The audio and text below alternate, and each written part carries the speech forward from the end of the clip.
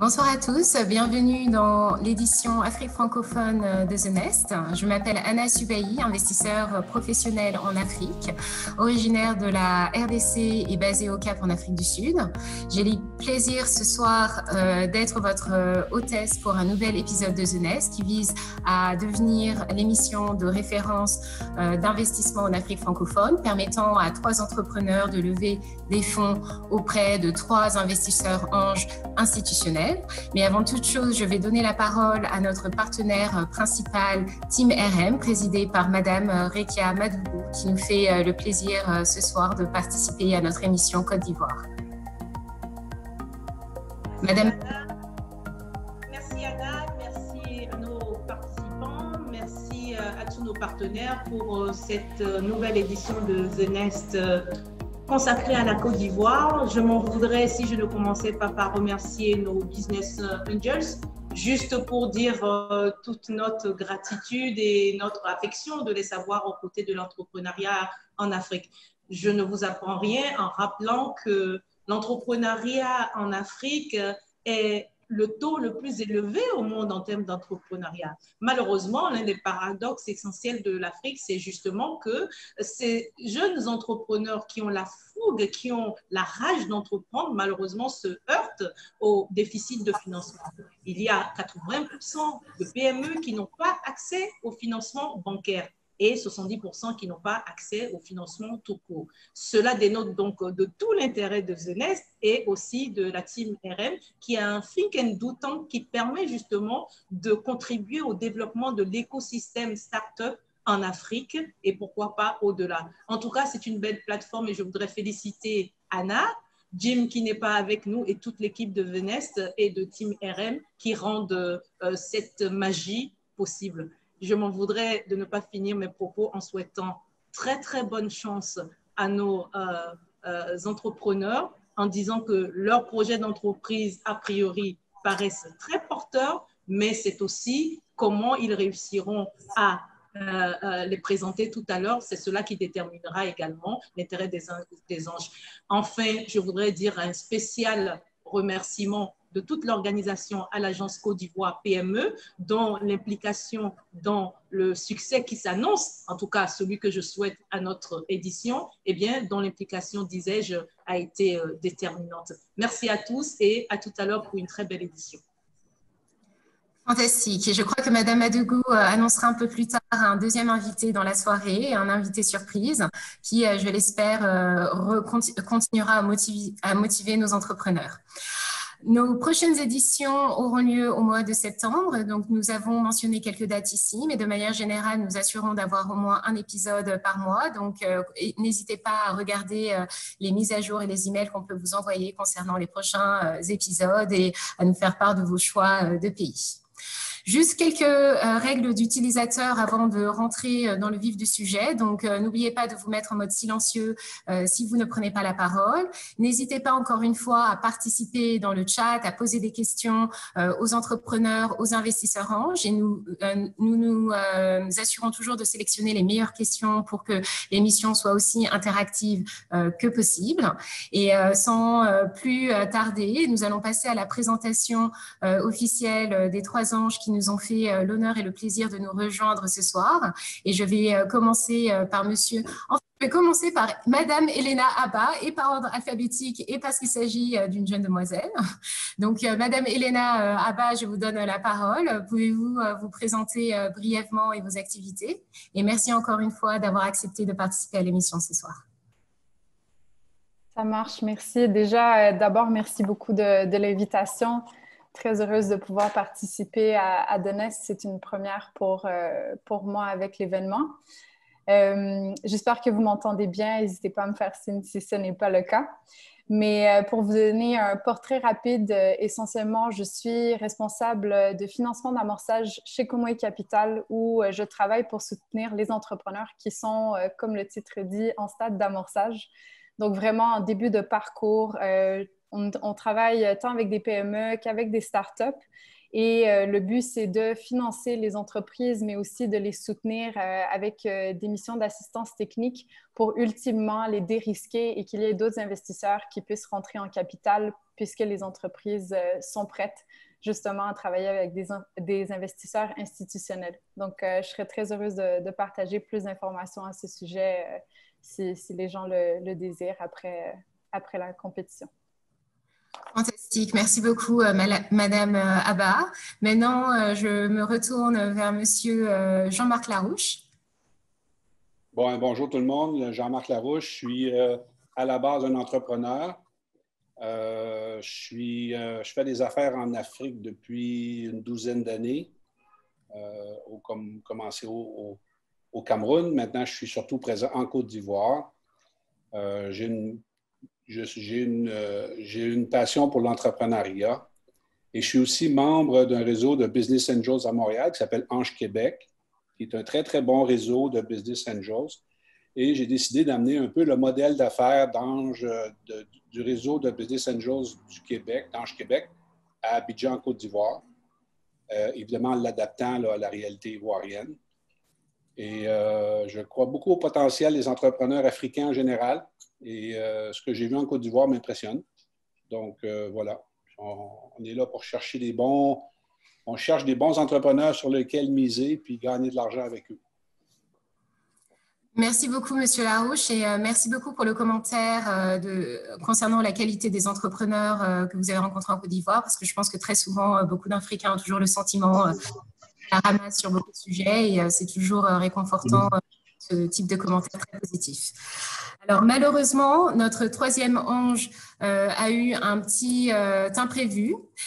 Monsieur Adama Biktoko est malheureusement bloqué à cause de problématiques professionnelles, mais je crois que Madame vous avez une information à nous communiquer par rapport à la fondation, monsieur. Oui, bien. Allez-y, je vous en prie.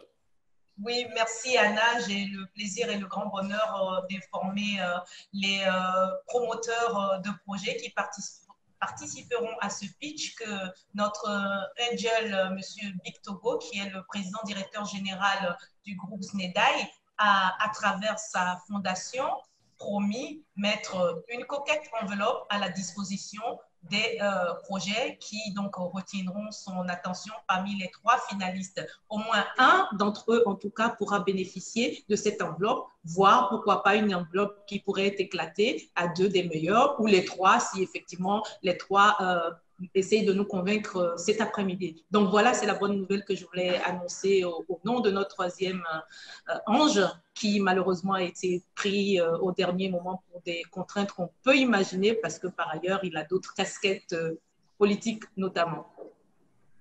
Merci beaucoup, Madame Adou. La soirée commence bien. Déjà des promesses. Anna, pardonnez-moi de vous couper, mais j'ai aussi le bonheur d'avoir en ligne le directeur général de l'agence Côte d'Ivoire PME, laquelle agence dont je parlais tout à l'heure pour sa brillante contribution à cet événement. Nous avons donc son directeur général, monsieur Salimou Bamba, en ligne avec nous et j'aimerais bien, si vous le permettez, Anna, lui passer la parole pour nous dire quelques mots si vous en convenez. Avec grand plaisir, au contraire. J'étais un petit peu déçue de ne pas voir de représentant de l'agence PME Côte d'Ivoire qui était crucial pour la préparation. Voilà, vous avez la chance et l'honneur et le privilège d'avoir son directeur général avec nous. Monsieur Bamba. Allez-y. OK. Bonsoir, Madame Rekia Madougou. Bonsoir, Anna. Bonsoir à Jean-Marc, que j'ai le plaisir de retrouver aussi. Et bien sûr, bonsoir aux anges investisseurs. Bonsoir à tous les entrepreneurs et entrepreneurs qui sont en ligne cet après-midi. Je suis Salimou Bamba, directeur général de l'agence Côte d'Ivoire PME. Donc, je voudrais déjà, au nom de Monsieur le ministre de la promotion des PME en Côte d'Ivoire, remercier toute la team RM qui s'est mobilisée et qui, en dépit des difficultés, a pu mobiliser tant des acteurs entrepreneurs que bien sûr des investisseurs pour donner aujourd'hui l'opportunité à des entreprises, à des porteurs de projets de pouvoir exposer et avoir l'opportunité bien sûr d'avoir accès à du financement. Pour nous, c'est un réel honneur parce que l'agence Côte d'Ivoire PME est une agence d'exécution du gouvernement ivoirien qui accompagne le porteur de projet depuis l'idéation jusqu'à la mise en place d'entreprises, à la croissance et bien sûr au développement de cette entreprise-là. Nous accompagnons les entreprises sur différentes thématiques, les questions de l'accès au financement et au marché, les questions de renforcement des capacités, les questions du climat des affaires et bien sûr les questions de l'entrepreneuriat et de l'innovation. Et cet après-midi, c'est vraiment un plaisir pour nous de l'opportunité que vous offrez aux entreprises ou aux porteurs de projets en Côte d'Ivoire de pouvoir exposer les projets, de pouvoir aussi confronter les idées à la part de en tout cas à madame et messieurs les investisseurs et avoir l'opportunité, bien sûr, d'avoir ça des financements. Donc, vraiment, vous remercier au nom de monsieur le ministre et vous dire que l'agence Côte d'Ivoire PME va rester à vos côtés. Et bien sûr, pour les bénéficiaires de des différents financements à venir, nous serons, avec beaucoup de plaisir, nous serons ravis de les accompagner dans la mise en œuvre de leurs projets en Côte d'Ivoire. Je vous remercie. Merci beaucoup, Monsieur Bamba. Et effectivement, c'est toujours crucial que les gouvernements et nos gouvernements soient impliqués dans le financement de nos petites et moyennes entreprises. Donc, merci beaucoup pour le soutien que vous affichez ce soir. Et maintenant, sans plus tarder, je vais rappeler les règles de l'émission pour que nous puissions commencer. Pendant ce temps, un sondage est paru pour savoir dans quel pays vous êtes situé ou au moins dans quel continent. Donc, n'hésitez pas à répondre au sondage qui va apparaître sur votre écran. Chaque entrepreneur aura 5 minutes de présentation montre en main et mon équipe technique dirigée par Gabriel sera très stricte là-dessus. Et au bout de 5 minutes, les investisseurs anges, Jean-Marc, Elena et les membres du public et les représentants de l'agence PME Côte d'Ivoire auront 10 à 15 minutes pour poser des questions sur la société, valorisation, la structuration, etc. Gabriel, quels sont les résultats du sondage? Ce soir, nous avons une majorité des participants venant d'Afrique, 81%, et le reste, 20%, divisé entre l'Europe et l'Amérique du Nord. Donc, ce soir, bonne participation de l'Afrique. Alors, nous pouvons maintenant commencer avec notre entrepreneur numéro 1. J'appelle Monsieur Ange Balma, fondateur de l'IFILED, qui va nous présenter la technologie innovante que sa start-up a développée, permettant de générer de l'électricité et des données. Et je n'en dis pas plus. Monsieur Balma, êtes-vous prêt à présenter votre société? Oui, bonsoir Anna, je suis tout prêt. Alors, allez-y, partagez votre écran. Je partage mon écran. Oui, s'il vous plaît, pour que nous puissions avoir accès à votre présentation. Parfait, voilà, tout à fait, votre écran commence à être partagé. Fantastique. Gabriel, je vous laisse mettre le chronomètre en marche et Monsieur Balma, allez-y, la scène est à vous. Bonsoir Anna, merci beaucoup. Merci à Nest et à Côte d'Ivoire PME et à l'ensemble des participants ce soir pour l'appréciation et l'honneur que vous nous faites de nous présenter. Alors, je suis Ange-Frédéric Balma, fondateur de l'IFILED. L'IFILED est une start-up ayant développé une solution 3 en 1 qui permet de pouvoir traiter les zones rurales en apportant à la fois, grâce à des panneaux photovoltaïques, de la lumière, de l'Internet et de la diffusion de contenus pédagogiques essentiellement orientés et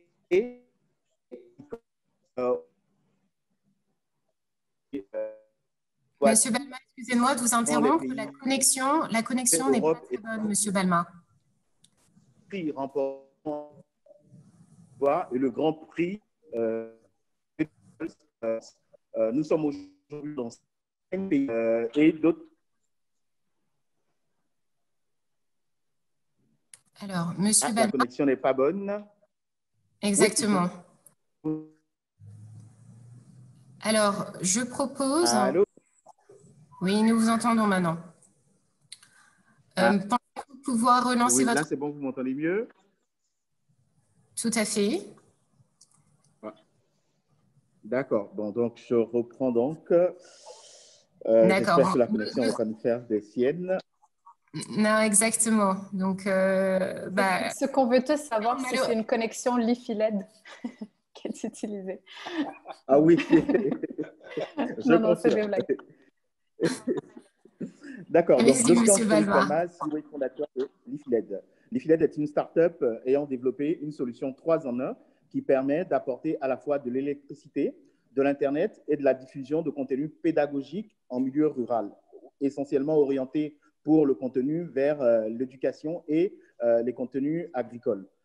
L'IFILED également, c'est une technologie brevetée aujourd'hui à l'OAPI et l'INPI en cours au niveau de la France. L'IFILED aujourd'hui a remporté plusieurs prix, notamment le prix national d'excellence de la République de Côte d'Ivoire et le Grand Prix EDF Pulse en France. Également présent dans 5 pays, avec des pays en cours de développement en ce moment et des contrats signés pour la présentation. Alors, l'IFI-LED aujourd'hui s'attaque à 3 problématiques majeures qui minent le développement de l'Afrique, à savoir le déficit énergétique, la fracture numérique et le manque d'accès de contenu éducatif en milieu rural ou en zone enclavée. Alors, simplement en déployant une solution d'énergie renouvelable, nous alimentons un réseau d'éclairage LED qui permet d'éclairer des ampoules et de diffuser à la fois de l'Internet 30 fois plus rapide que le Wi-Fi et mettre à la disposition également des contenus multimédia. Nos produits aujourd'hui, c'est essentiellement composé, le kit LiFi-LED est composé de kits solaires, individuels et panneaux solaires, de lampadaires intelligents intégrant la technologie, d'ampoules domestiques qui, intégrées de la technologie, permet d'envoyer à la fois de l'information et du contenu. Une borne LiFi qui permet d'afficher du contenu également et de voir des chaînes d'information dans les villages où nous déployons l'ensemble de nos technologies. Qu'est-ce que le LiFi? Le LiFi, c'est la transmission de données par la lumière, c'est l'envoi d'informations, images, vidéos et sons par la lumière pour que l'utilisateur puisse disposer d'informations et bénéficier à la fois d'Internet comme outil de communication. Pourquoi le LiFi et pas d'autres technologies? Parce que c'est une technologie économique, rapide et écologique, parce qu'elle n'émet pas d'ondes électromagnétiques, elle utilise juste le spectre lumineux pour envoyer de l'information aux utilisateurs. Aujourd'hui, le LiFi, qui est une technologie reconnue dans le monde, et 5 grands acteurs aujourd'hui travaillent sur la technologie du LiFi. Vous avez Philips, OLEDcom, Pure LiFi, Searchlight Capital, qui vient justement de racheter une start-up française à plus de 365 millions de dollars qui était dans le LiFi avec la technologie à déployer dans les avions. Notre business model aujourd'hui, c'est un paiement par mobile money.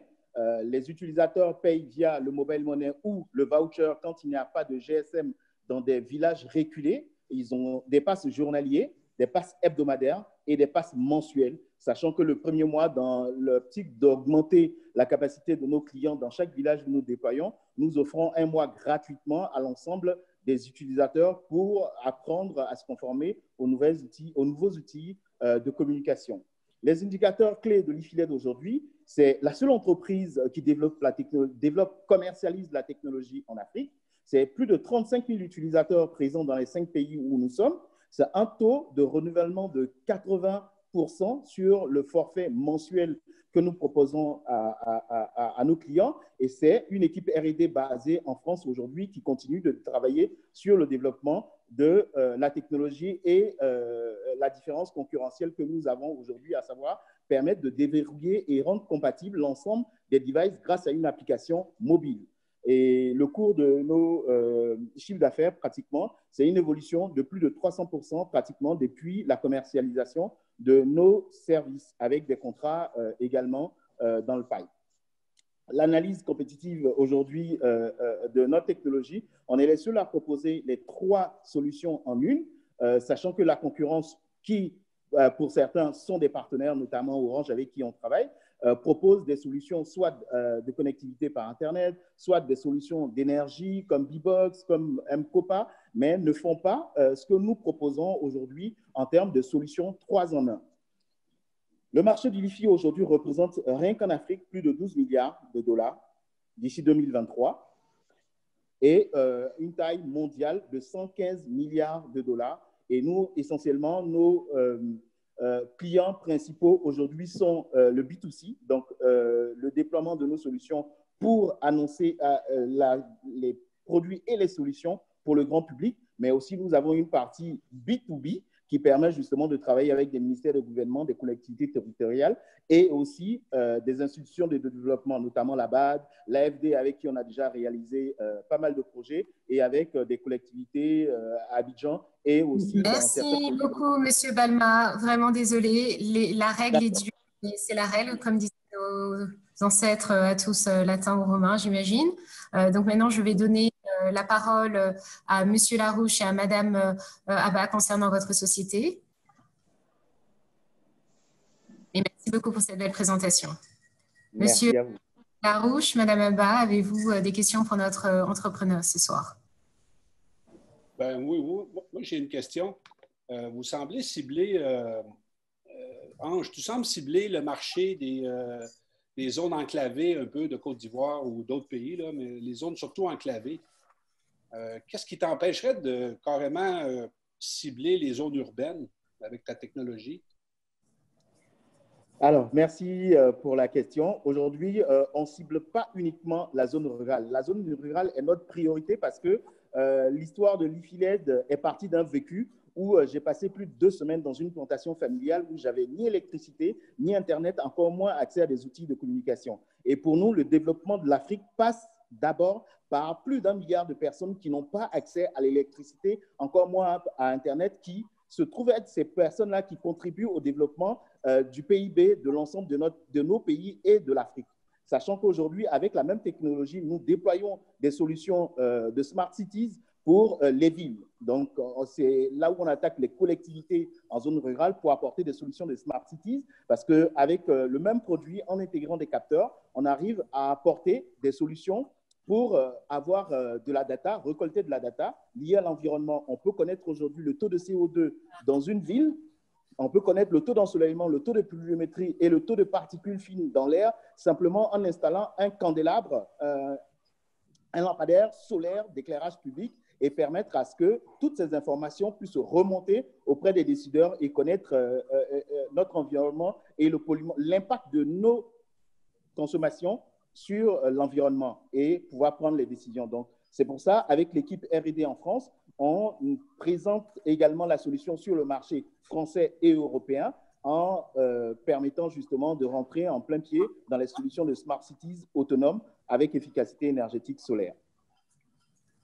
OK. OK.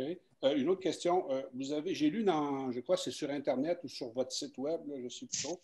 Vous avez passé un accord important avec Eutelsat. Tout à fait. Alors, quand on est en milieu rural, malheureusement, il n'y a pas de 4G, il n'y a pas de 3G, il n'y a pas de fibre optique, il n'y a pas de ADSL. Mais par contre, il faut ramener Internet à la Terre. Et c'est là où, avec Eutelsat, justement, on a un partenariat qui permet d'envoyer l'Internet par le satellite sur la Terre. On a créé une filiale ensemble qui s'appelle Connect Africa. Et aujourd'hui, l'IFILED est actionnaire et fournisseur d'accès Internet par satellite. Donc, c'est la maison mère, c'est Eutelsat, avec une filiale africaine qui nous permet de déployer des solutions dans tous les pays africains, avec la banca qui est accessible et moins chère pour la population, de telle sorte que la bande passante et les volumes d'Internet puissent être accessibles à l'ensemble des populations à qui nous adressons directement la solution. Donc, on est aujourd'hui partenaire et actionnaire de la filiale africaine. OK, d'accord. D'accord. J'imagine que la structure de capitalisation est disponible si on veut aller plus loin. Bien sûr, oui, bien sûr. Avec la valo, avez-vous une idée de la valo de votre truc Alors, la dernière valo, on était à 1,5 million de dollars de valorisation, 1,5 million d'euros de valorisation effectuée par Ubuntu Capital pour les négociations de prise de participation au sein de notre entreprise. Ça, c'était il y a 1 an. Pendant ce temps, on a évolué avec pas mal de marchés, avec le GCF, on a évolué aussi avec le contrat justement du VITIB qui nous permet aujourd'hui de faire 0% de douane, 0% d'impôts et 0% de TVA, étant en zone franche justement pour la masse production de l'ensemble de nos activités, de nos produits et de l'export de l'ensemble de nos propositions. Donc, ça fait qu'on a pris de la valeur et ça permet aujourd'hui à l'IFILED d'être valorisé à plus d'1,5 million d'euros. Votre siège social, il est où? Fiscalement parlant? Le siège social est en zone franche au VITIB, en Côte d'Ivoire. Au VITIB, à VITIB, ouais. Côte d'Ivoire. Exactement. D'accord. Et là, vous demandez, allez là, je te laisse aller après avec tes questions, prépare-toi. Alors là, j'ai vu que vous demandiez, vous voulez lever 50 000 euros.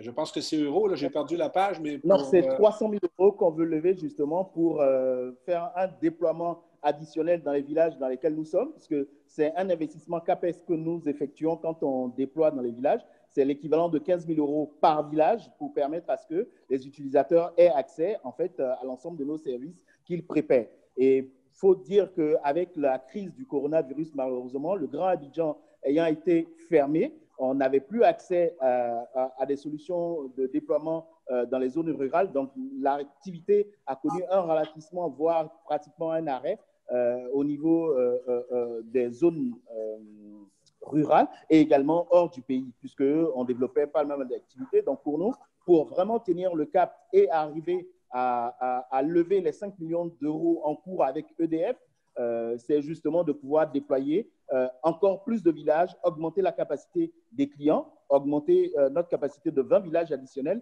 ce qui va potentiellement nous permettre de toucher 25-30 000 autres clients et permettre justement de tenir, d'être résilient face à la crise sanitaire et économique aujourd'hui que le monde traverse.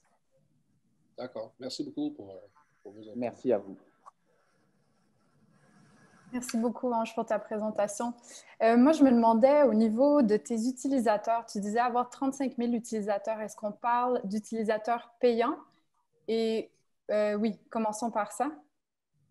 Oui, effectivement, on parle d'utilisateurs payants. Depuis 2017, quand on a commencé à déployer dans les villages, on a 35 000 clients qui sont passés sur la plateforme, sachant qu'on a aujourd'hui 22 000 clients récurrents. Et sur les 22 000 clients récurrents, on a 80% qui font le renouvellement du volume sur le forfait mensuel. OK. Et le reste, c'est sur une base hebdomadaire ou c'est… Hebdomadaire, c'est plutôt des jeunes, des élèves, des étudiants qui viennent, qui vont, ou des habitants des autres villages qu'on n'a pas encore couverts, qui viennent juste de façon spontanée se connecter en une journée pour échanger avec les parents, la famille, ou aller sur les réseaux sociaux, ou faire des recherches et repartir dans leur village d'origine. Et tu as besoin de combien, vous avez besoin de combien d'utilisateurs pour atteindre le point mort? Alors, aujourd'hui, quand on déploie un village, il faut dire que c'est plutôt sur la durée, puisque les villages en Côte d'Ivoire et en Afrique, c'est en moyenne des villages de 1000, 2000, 3000 personnes. Et nous, quand on arrive dans les villages, le fait de déployer, c'est sur la durée, plutôt pas sur le nombre d'utilisateurs. On arrive à le faire sur le nombre d'utilisateurs à partir du moment où on atteint un break de 500 utilisateurs par village.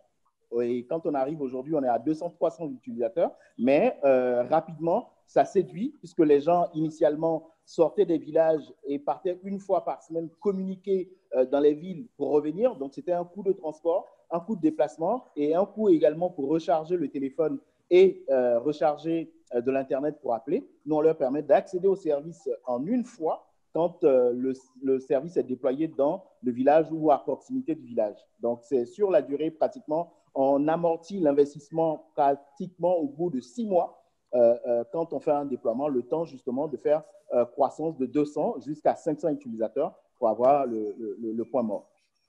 Utilisateurs récurrents qui payent sur une base mensuelle. Exactement. Et est-ce que tu peux me parler un peu plus de…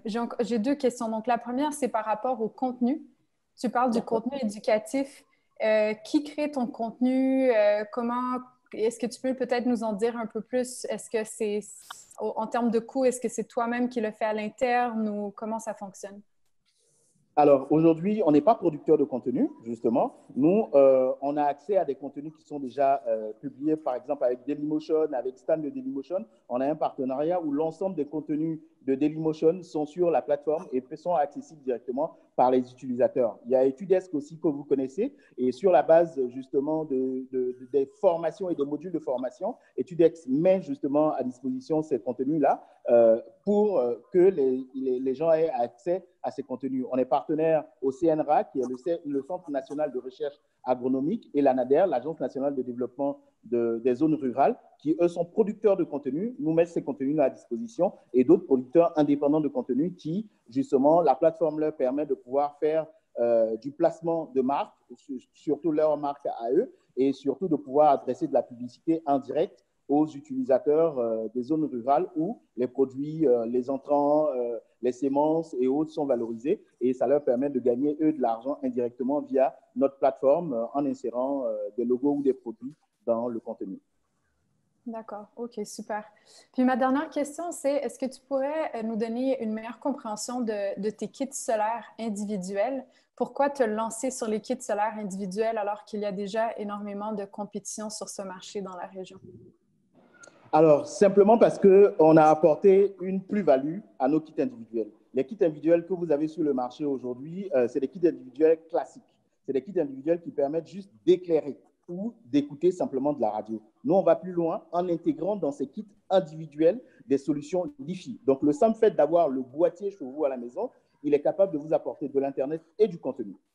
C'est pour ça, justement, le partenariat en cours avec Orange, c'est d'apporter cette valeur additionnelle qu'Orange n'a pas. Sachant qu'Orange est producteur de contenu également aujourd'hui avec Orange TV, ça leur permettra justement de pouvoir faire passer l'application Orange sur les kits individuels et de permettre à ce que les utilisateurs puissent bénéficier à la fois de contenu, mais aussi de la chaîne de télévision pour que les utilisateurs puissent bénéficier de l'ensemble des services. Donc, on n'apporte pas que de l'électricité, nous, à travers nos kits individuels, mais c'est de l'Internet et du contenu. Donc, chaque fois qu'un utilisateur a un kit chez lui à la maison, il a accès à ces différents services, mais aussi, il est le relais du signal parce que chaque kit individuel permet d'amplifier le signal pour que chaque utilisateur autour d'un kit puisse bénéficier d'une meilleure qualité du signal Internet. J'avais dit dernière question, mais j'ai menti. Ça sera maintenant ma dernière question. Ne jamais faire confiance aux femmes. Voilà. Non, je ne dirais pas ça. Je ne suis pas d'accord avec ça. Surtout qu'on est enregistré, donc voilà. Mais ma question, en fait, c'est plutôt pourquoi ne pas essayer d'obtenir un partenariat avec une entreprise qui fait des panneaux solaires ou qui distribue déjà des panneaux solaires parce que ça implique quand même un investissement ou plutôt un CAPEX qui est quand même assez grand. Pourquoi décider de se lancer là-dedans et plutôt que d'aller vers un partenariat? Alors, au départ, oui, c'est ce qu'on voulait faire. C'était de produire nous-mêmes, de maîtriser la technologie nous-mêmes et de pouvoir l'implémenter plus tard. Aujourd'hui, avec le partenariat qu'on a avec EDF essentiellement, puisque EDF a pris des participations dans des entreprises de solutions solaires, de kits individuels solaires. Je prends par exemple Zola, je prends B-Box aujourd'hui avec qui on a signé l'UMDA où on est en train d'implémenter la solution dans leur kit individuel de telle sorte que ce soit commercialisé à grande échelle aujourd'hui sans passer par nos kits individuels à nous-mêmes. Et ça, c'est horizon trimestre 2021 avec EDF qu'on va finaliser justement ce deal-là et on pourra estampiller l'ensemble des kits individuels à l'effigie de l'IFILED, co-brandé l'IFILED EDF, l'IFILED B-Box, l'IFILED Zola. Et ça, c'est en cours aujourd'hui, de telle sorte que la technologie devienne une brique additionnelle pour l'existant. Et nous, ce serait que du tout bénéf pour nous. Donc, c'est en cours, je confirme. Super. Merci beaucoup. Merci beaucoup. Merci beaucoup pour vos questions, Monsieur Larouche et Madame Abba. Maintenant, je vais juste très rapidement poser deux questions sélectionnées du public. Question numéro 1. Vous avez mentionné, Monsieur Balma, que des villageois ou des villageoises du village A vont au village B pour avoir accès à votre connexion. Donc, quelle est la portée de votre réseau? Alors, la portée de notre réseau… À 10 cm de votre borne pour avoir la connexion Internet? Alors, on est à 300 mètres autour d'un lampadaire d'éclairage public pour avoir accès à la connectivité. Donc, il n'est pas obligé d'être sous le lampadaire pour bénéficier du service. Et quand c'est une ampoule, c'est la pièce dans laquelle l'utilisateur se trouve. Donc, ça peut être 5, 10, 15, 20, 30 mètres autour de… Mais la portée, on part jusqu'à 50 mètres autour d'une ampoule domestique. Donc, ça couvre largement une surface d'une pièce en milieu rural. Mais quand c'est les candélabres d'éclairage public, on est 300 mètres autour d'un lampadaire d'éclairage public pour la réception de l'information. C'est pour ça, justement, pour rebondir encore une fois sur la question d'Elena, chaque kit individuel devient le relais du signal pour l'amplifier, pour qu'on ait une meilleure couverture quand la personne est en mobilité, pour ne pas perdre la connexion à un moment donné. Pouvons-nous nous concentrer un petit moment sur les revenus de votre société? Donc, évidemment, la majorité, voire l'exclusivité de vos revenus actuellement sont générés par ces passes, ces abonnements souscrits par vos utilisateurs. Et y a-t-il d'autres revenus que vous espérez obtenir dans le futur? Et notamment, vous parliez de placement de produits ou de publicité ou de monétisation des données que vous récoltez auprès des utilisateurs. Est-ce que vous pouvez parler un petit peu? Oui, bien sûr. Étant aujourd'hui collecteur de data de l'environnement, rien qu'avec la partie machine learning et l'intelligence intégré qui permet de relever toutes ces informations-là, on serait capable de vendre cet or noir-là aux environnementalistes, mais également aussi au gouvernement pour pouvoir mieux connaître notre environnement et pouvoir mesurer l'impact de l'ensemble de nos actions au quotidien. Donc ça, c'est une chose. La publicité également, on y pense. Le positionnement des marques également. La distribution également de nos produits ou un réseau de revendeurs pour les pays qui ne sont pas forcément actifs. Oui, c'est des solutions additionnelles que nous mettons en place pour augmenter le revenu lié au déploiement de nos solutions en zone rurale. Fantastique. Merci beaucoup, M. Balma. Et avant de redonner la parole à nos deux anges concernant leur volonté potentielle de passer en due diligence sur votre société, pouvez-vous juste faire un dernier commentaire sur les 300 000 € que vous cherchez à lever ce soir? Avez-vous une idée en termes de structure, action, dette, valorisation?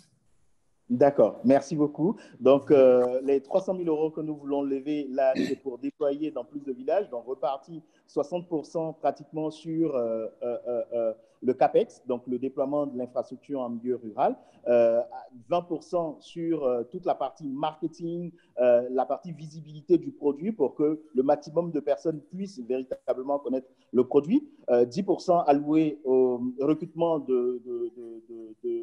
d'équipes additionnelles, justement, puisqu'on sera en train de grandir et forcément, on aura besoin d'augmenter le nombre de personnes. Aujourd'hui, on est presque une trentaine. Donc, l'idée, c'est de pouvoir passer à plus de personnes et pouvoir monitorer l'ensemble du déploiement et puis aussi en besoin en fonds de roulement pour pouvoir permettre justement à l'entreprise de continuer de faire face à ces charges et commencer à devenir rentable sur l'investissement qu'on aura réalisé sur les différents villages.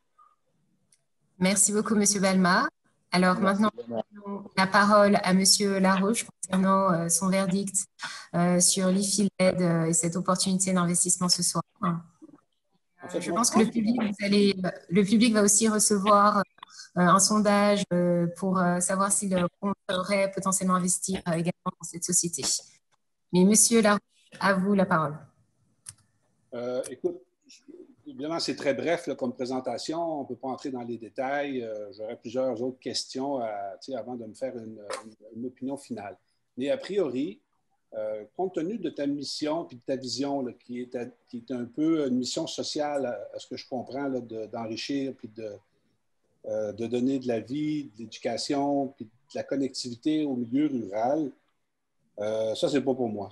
Pas que j'ai rien contre ça, mais je pense que je ne vois pas trop comment, à moyen et long terme, un investisseur privé avec un petit ticket pourrait s'en sortir dans ce méga projet-là, qui me semble être beaucoup plus un projet institutionnel. Tu sais, tu pourrais intéresser des bailleurs de fonds comme la Banque africaine de développement, l'ONU, tous ces grands bailleurs de fonds-là, qui peuvent injecter des dizaines et des dizaines, des centaines de millions dans des projets sans que ça les rende nerveux. Avec un petit ticket, à mon avis, un investisseur comme moi, je vais me faire trop diluer, ça ne devient pas intéressant. D'autant plus que je ne peux pas apporter une grande valeur stratégique à ton projet parce que ce n'est pas quelque chose qui m'intéresse d'une part, puis ce n'est pas un domaine que je connais. Ma seule expérience dans ce domaine-là du solaire, c'est une start-up qui s'appelle eCabin, dans lequel j'ai été impliqué il y a quelques années. Ils ont fait un projet pilote dans le bout de Grand Laou. C'était des cabines solaires où les gens pouvaient recharger leur portable ou leur batterie, puis amener la batterie dans leur maison. C'est un typique projet de solaire. Et ça a été compliqué au niveau du due diligence technologique. Les investisseurs ont été exigeants, tout ça. On avait réussi à lever de l'argent, mais on n'a pas pu conclure parce que l'entrepreneur n'a pas pu livrer les specs techniques qui étaient attendus par les investisseurs. Et bon, alors tout ça pour dire que pour moi, ce n'est pas un projet pour moi. Mais je tiens quand même à te féliciter pour l'avancement et tous les prix que tu as gagnés. Puis si tu décides un jour d'ouvrir une filiale qui va attaquer directement le marché urbain, tu as vu tantôt, là, on a eu de la misère à t'entendre parce que la connexion Internet était déficiente. Si tu as une solution pour ça dans les marchés urbains où la densité est extrêmement importante, puis où l'argent est, il ne faut pas se le cacher, l'argent n'est pas dans les villages, il est en ville. Dans les entreprises, dans les banques, tout ce qui a des immenses bases de données à gérer. Là, c'est peut-être un projet plus intéressant pour l'investisseur privé que je suis. Donc, l'invitation est lancée. Si tu développes quelque chose, tu le fais signe. Merci, bien reçu. Merci beaucoup, Monsieur Larouche, pour ce magnifique commentaire et retour et qui est toujours très constructif et pour l'entrepreneur et pour le public. Donc, numéro 1, vous devez encore une fois apprendre à être rejeté comme un entrepreneur et ne pas le prendre personnellement. Et il faut bien savoir que chaque investisseur, en particulier les investisseurs anges, ont des critères et des préférences très différentes. Et donc, effectivement, Monsieur Larouche pense bien que ce secteur n'est pas nécessairement son secteur de préférence ou de prédilection, ce qui est tout à fait acceptable. Et chaque investisseur a ses propres critères d'investissement.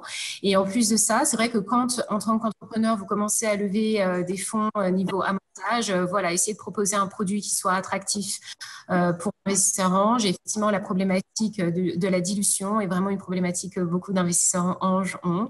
Donc, point bien noté. Nous allons nous retourner maintenant vers Madame Abba. Super, merci. Donc, encore une fois, merci Ange de nous présenter ton entreprise. Écoute, pour moi, j'ai encore beaucoup de réticences au niveau de l'entreprise, simplement parce qu'au niveau de la technologie, je pense qu'il me faudrait être rassurée là-dessus. Donc, pour bien comprendre comment ça fonctionne, être assuré au niveau de la portée, puis au niveau justement de tout ce qui a rapport avec l'électricité solaire, la portée du Wi-Fi, et voir qu'est-ce qui ferait en sorte peut-être que ça ne fonctionne pas. Donc, les barrières à ce niveau-là, je ne m'y connais pas suffisamment au niveau technique. Mais je te dirais que pour moi, ma plus grande difficulté, c'est vraiment le fait que l'entreprise est CapEx intensive. Donc, il faut beaucoup d'investissements pour qu'on puisse répliquer à grande échelle l'entreprise. Donc, je pense que c'est vraiment ça qui est mon plus grand défi là-dessus. Et je pense que ça sera peut-être un défi pour les investisseurs qui voudront regarder une entreprise qui est capable justement d'aller chercher beaucoup d'utilisateurs. Comme tu as dit, il faut quand même un certain nombre d'utilisateurs avant de pouvoir atteindre le point mort, et il faut quand même un investissement qui soit fait au niveau de village complet avant qu'on puisse avoir la rentabilité. Donc, pour moi, c'est 2 points qui ne me rassurent pas malheureusement pour aujourd'hui. Mais je pense que c'est une très belle initiative. Je rejoins Jean-Marc là-dessus. Je pense qu'il y a beaucoup d'organismes qui seraient aussi intéressés, justement, vu le volet à impact social qui est très fort là-dessus. Donc, je t'encourage fortement d'aussi aller vers des bailleurs de fonds qui seraient probablement très intéressés là-dessus. Merci beaucoup, Madame Abba. Et autre commentaire pertinent pour les entrepreneurs ce soir. Donc, effectivement, ici, nous avons une société avec une solution brevetée dans un organisme et un autre organisme en cours. Mais donc, effectivement, quand l'élément technologique ou technique de votre société est difficilement accessible ou compréhensible, voilà, pour la plupart des personnes, il faut s'assurer de pouvoir effectivement rassurer de manière claire et précise les investisseurs là-dessus. Et donc, encore une fois, de s'adresser à un investisseur peut-être qui a un historique dans ce type de domaine. Et le deuxième point, effectivement, à propos du CapEx, quand vous contactez un investisseur ange, c'est toujours une problématique qui fait peur, en particulier si vous demandez un investissement en actions. Et de ce point de vue-là, gérer le calendrier de la levée de fonds est important. Donc, serait-il peut-être plus pertinent pour vous de revenir potentiellement avec des investisseurs anges une fois que le partenariat avec Bbox ou Zola ou ces sociétés qui créent elles-mêmes leurs panneaux solaires, ça pourrait être intéressant aussi de votre côté.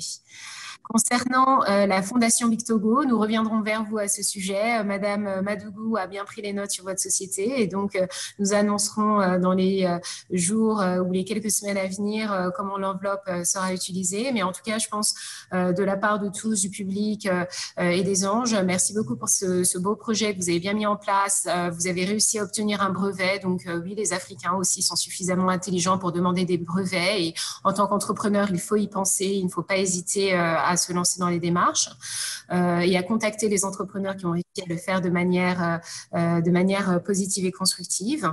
Et effectivement, merci de vous adresser aussi aux populations rurales qui sont souvent très délaissées en termes de services produits, même si au final, comme vous le dites, il y a beaucoup de personnes qui vivent encore en zone rurale. Donc, merci beaucoup pour votre participation ce soir, Monsieur Balma. De toute façon, nous resterons en contact avec vous, l'équipe The Nest, dans les semaines qui viennent pour la due diligence potentielle pour certains investisseurs. Et nous sommes prêts pour passer à notre entrepreneur numéro 2 de la soirée. Merci beaucoup. Madame Madougou, allez-y. Oui, j'avais un petit mot à l'endroit d'Ange. Je voudrais également quand même le féliciter parce que, vous savez, son projet, au-delà de la dimension développement, a également une dimension sociale qui particulièrement m'interpelle. Et je voudrais lui dire qu'il ne faudrait pas qu'il se décourage et que surtout, je voudrais lui annoncer que j'aimerais bien aussi lui apporter un appui à travers donc, son introduction auprès de 2 banques. Une banque commerciale et une banque de développement pour voir dans quelle mesure ce projet pourrait être accompagné. Parce qu'au-delà de tout, il y a une dimension sociétale et sociale qui interpelle par ailleurs la responsable politique que je suis. Merci beaucoup, madame. Merci. Fantastique. Madame Madougou vient toujours avec des cartes joker et des financements bancaires et adaptés. Donc, belle histoire, vraiment appréciée. Et, encore une fois, bravo, Monsieur Balma. Merci beaucoup. À bientôt. À bientôt. Sans plus tarder, nous passons à notre candidat numéro 2 de la soirée, Monsieur Alex Denis. Êtes-vous disponible et prêt, fondateur de la société Innoving, proposant bonjour Anna, bonjour à tout le monde. Gestion opérationnelle pour petite société. Bonsoir, Monsieur Denis. Ravi de vous voir. Alors, ravi de vous voir aussi. Très, très bien. Je vous laisse partager votre écran et votre présentation.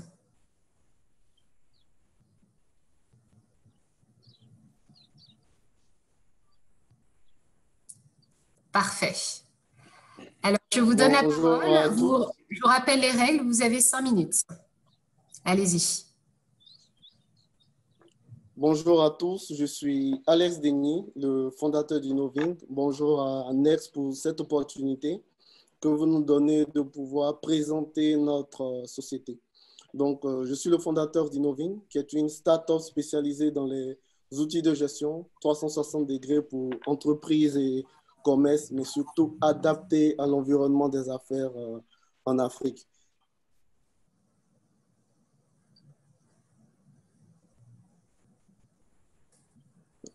Je reprends mon partage. Et surtout adapté à l'environnement des affaires en Afrique.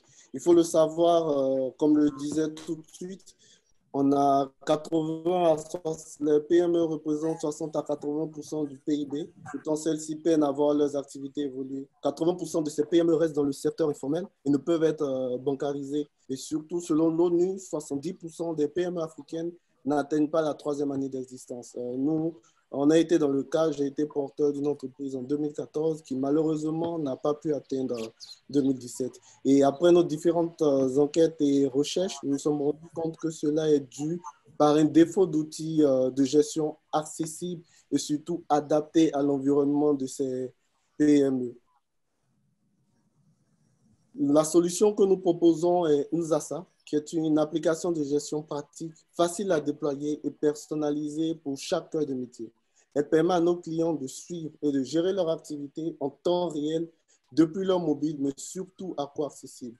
Notre solution leur donne la possibilité de mieux se structurer, de gagner du temps, de maximiser le potentiel de leur activité et d'avoir un outil d'aide à la décision en temps réel. Nous avons 3 produits phares. Nous avons Nzasa qui est dédié au TPE, qui sera une caisse enregistreuse qu'ils auront grâce à leur smartphone.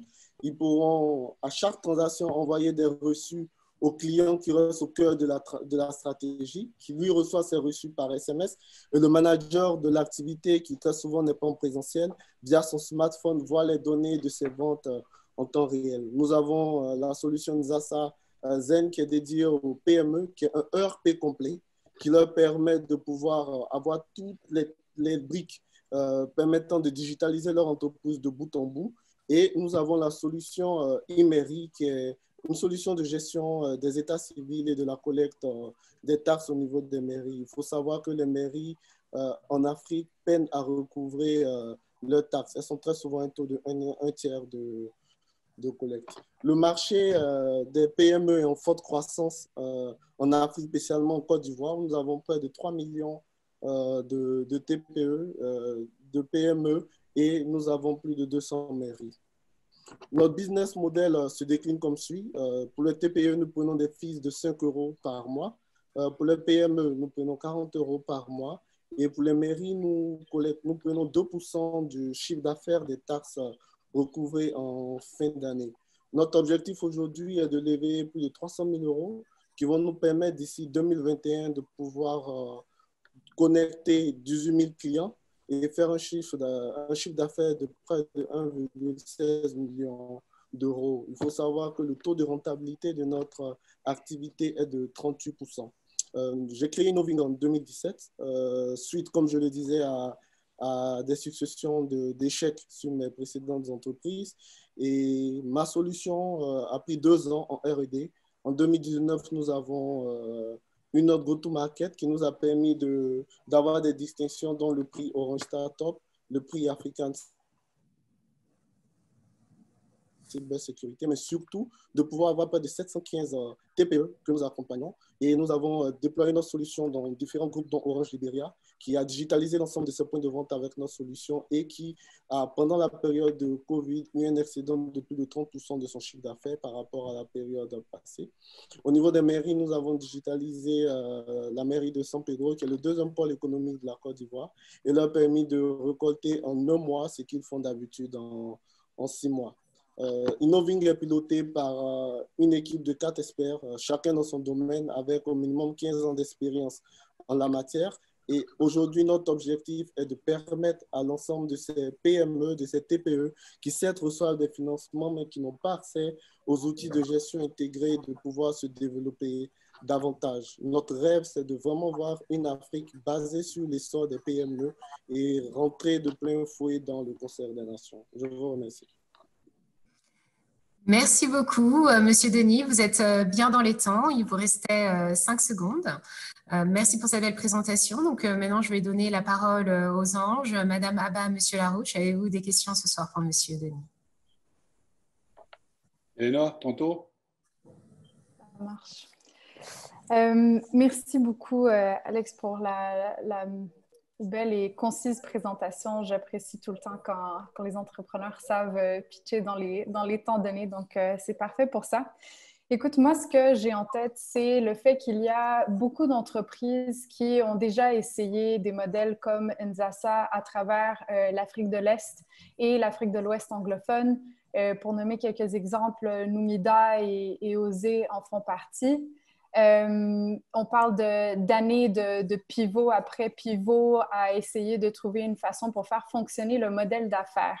Je suis curieuse de savoir pourquoi votre modèle d'affaires est différent et pourquoi il va fonctionner comparativement à ces autres entreprises qui ont eu de la difficulté sur des marchés qui sont beaucoup plus dynamiques.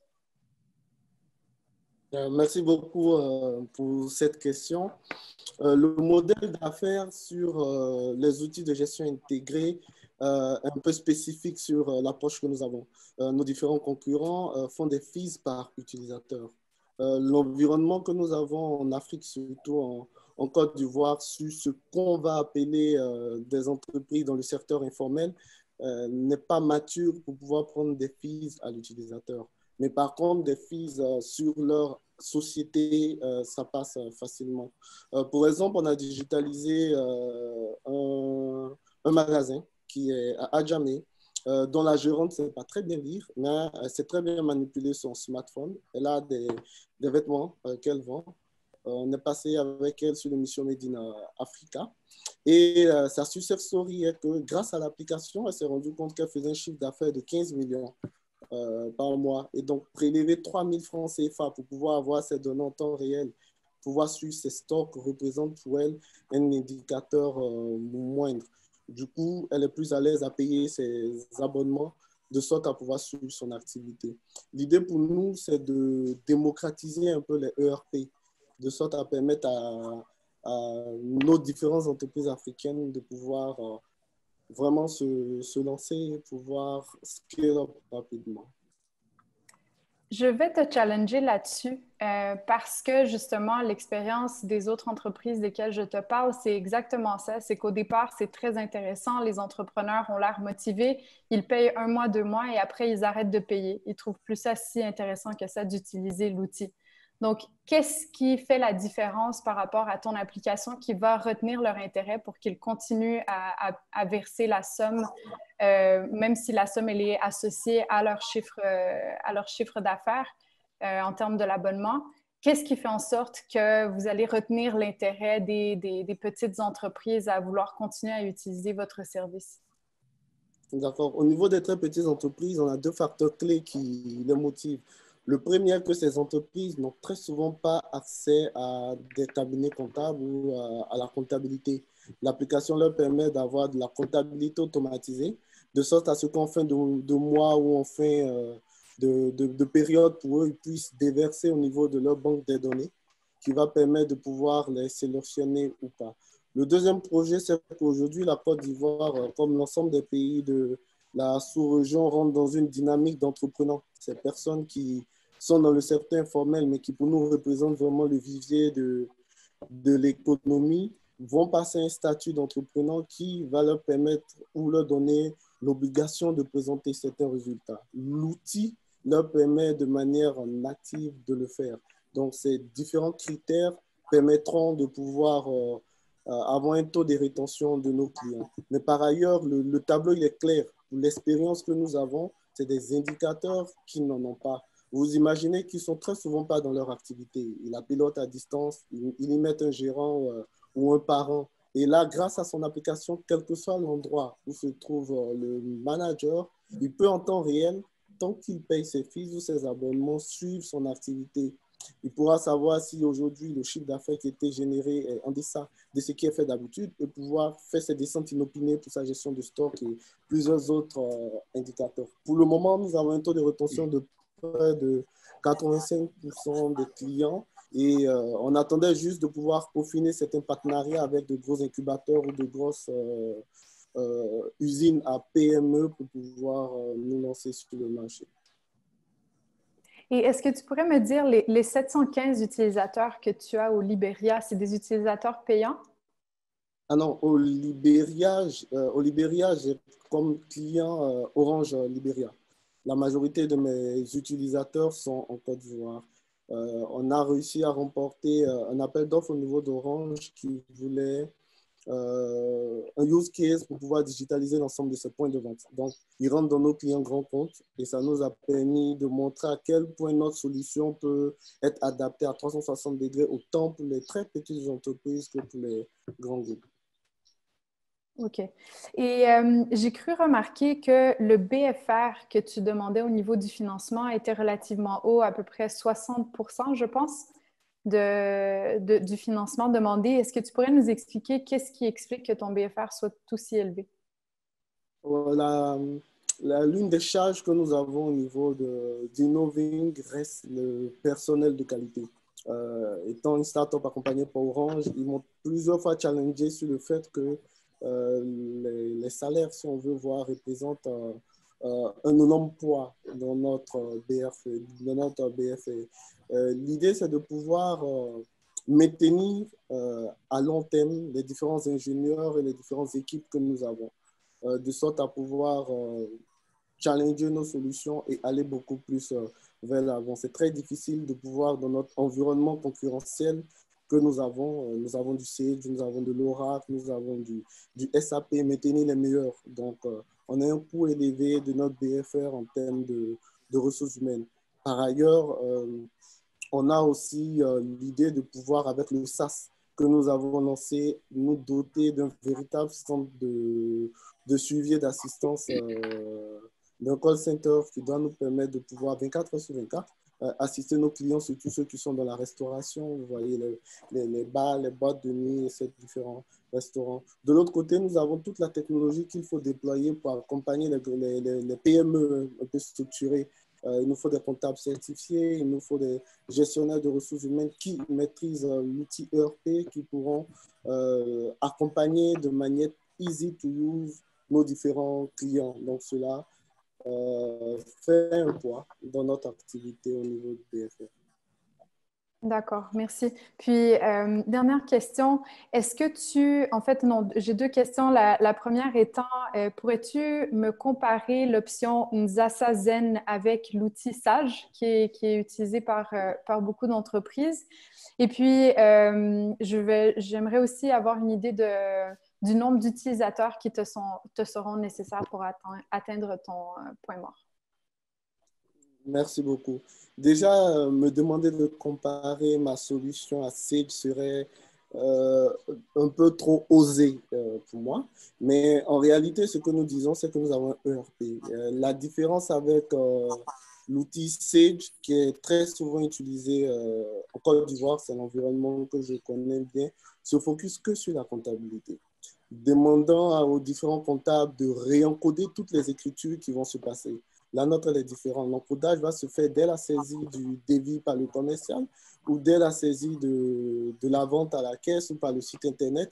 Et tout le flux de données va arriver directement chez le comptable qui aura plus, comme dans un ERP standard, l'objectif à monitorer, beaucoup plus de management pour lui que de temps d'encodage qui mettent des heures et qui représentent pour nous des pets.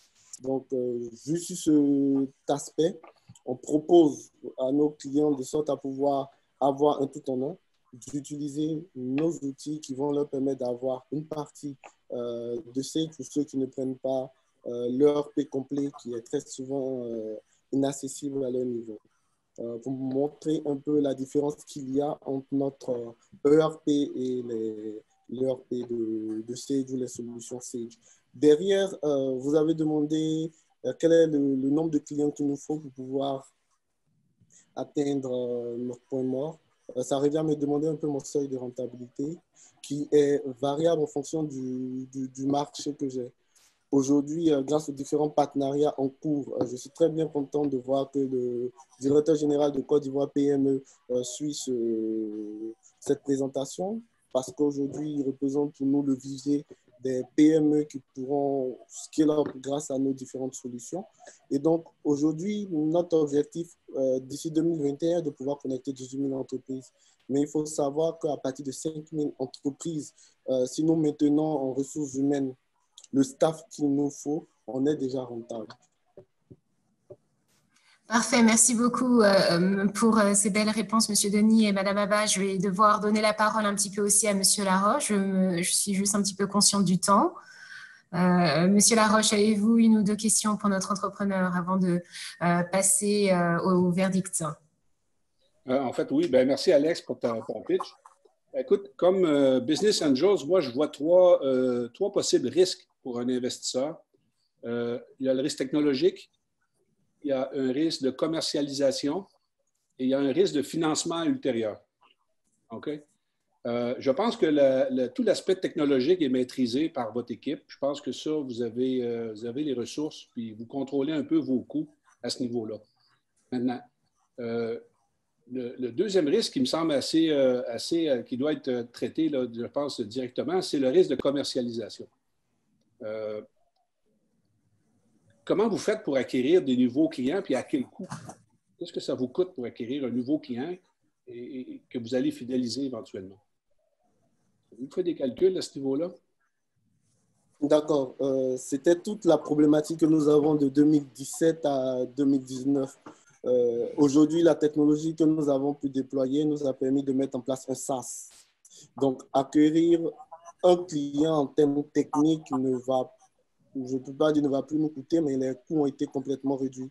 Le client est orienté sur notre site Internet, si vous voulez. Il choisit le produit qu'il veut, du Nzasa Lite ou du Nzasa Zen.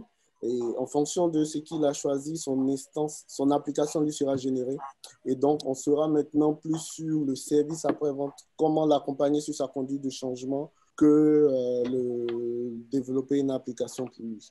Donc, on a essayé de standardiser au maximum en fonction des besoins de nos clients, de sorte à réduire le temps que passeront nos équipes sur le développement de nouvelles applications. Par derrière, en Côte d'Ivoire, sérieusement, on a, si le statut de l'entrepreneur est bien mis en place ou si nous gardons un focus que sur les commerçants, on a un vivier de personnes qui ont besoin de pouvoir arrêter d'utiliser, vous voyez, les cahiers pour pouvoir utiliser, pour pouvoir générer ou gérer leur activité, qui représente pour nous un marché qui est déjà acquis.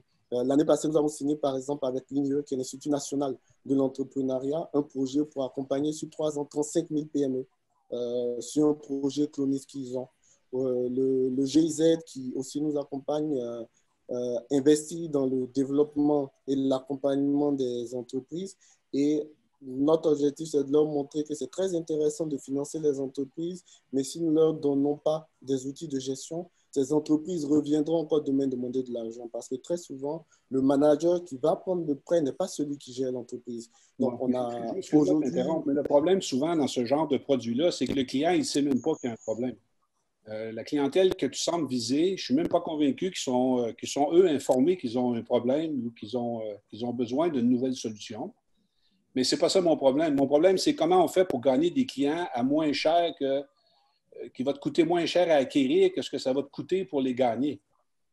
Tu vas générer des revenus. Avec chaque client, tu vas générer des revenus, mais à mon avis, actuellement, tu dépenses plus d'argent par client que les revenus. Et je ne vois pas trop comment tu vas réussir à résoudre cette équation-là. Oui, vas-y. Si je peux me permettre, dans notre approche précédente, oui, en étant R&D, on n'était pas en go-to-market, on dépensait beaucoup plus pour acquérir des clients. Notre démarche, elle est complètement autre. Aujourd'hui, vous voyez, si nous sommes partis vers les collectivités territoriales, c'est parce que les contribuables de ces collectivités territoriales sont des commerçants qui utilisent nos outils sur la collecte des taxes pour payer leurs taxes aux différentes mairies et qui sont un vivier pour nous, qui sont conscients qu'elles ont besoin d'outils pour pouvoir, elles aussi, gérer leur activité comme ce que fait la mairie et qui sont aujourd'hui à 100 pédos, près de 10 000 à vouloir notre application. Il nous reste seulement, nous, à pouvoir avoir une équipe pour pouvoir absorber ce besoin. Le besoin, il est déjà créé. Les entreprises, les TPE, les commerçants sont conscients qu'ils ont besoin de tous les outils, surtout pour pouvoir être bancarisés. Et le COVID a eu un impact positif en notre sens qu'il a généré en eux ce besoin. Vous voyez, par exemple, on a le fonds de soutien aux PME qui est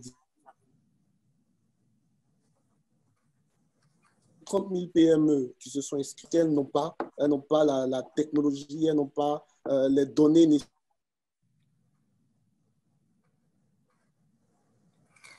Monsieur Denis, nous commençons à vous perdre. Ok, désolé, je suis à Dabakala. J'avais une rencontre ici avec le responsable de la mairie d'ici. Mais là, je crois que vous me recevez maintenant. Là, nous vous recevons très, très bien. D'accord. Donc, je caricaturais pour dire que le marché, il est vraiment là. Il n'est pas assez mature, mais il est disponible à nous de nous organiser pour pouvoir l'absorber techniquement. Une dernière question. Tu as levé combien d'argent jusqu'à maintenant pour arriver jusqu'à où tu es aujourd'hui? 0 francs CFA. Okay.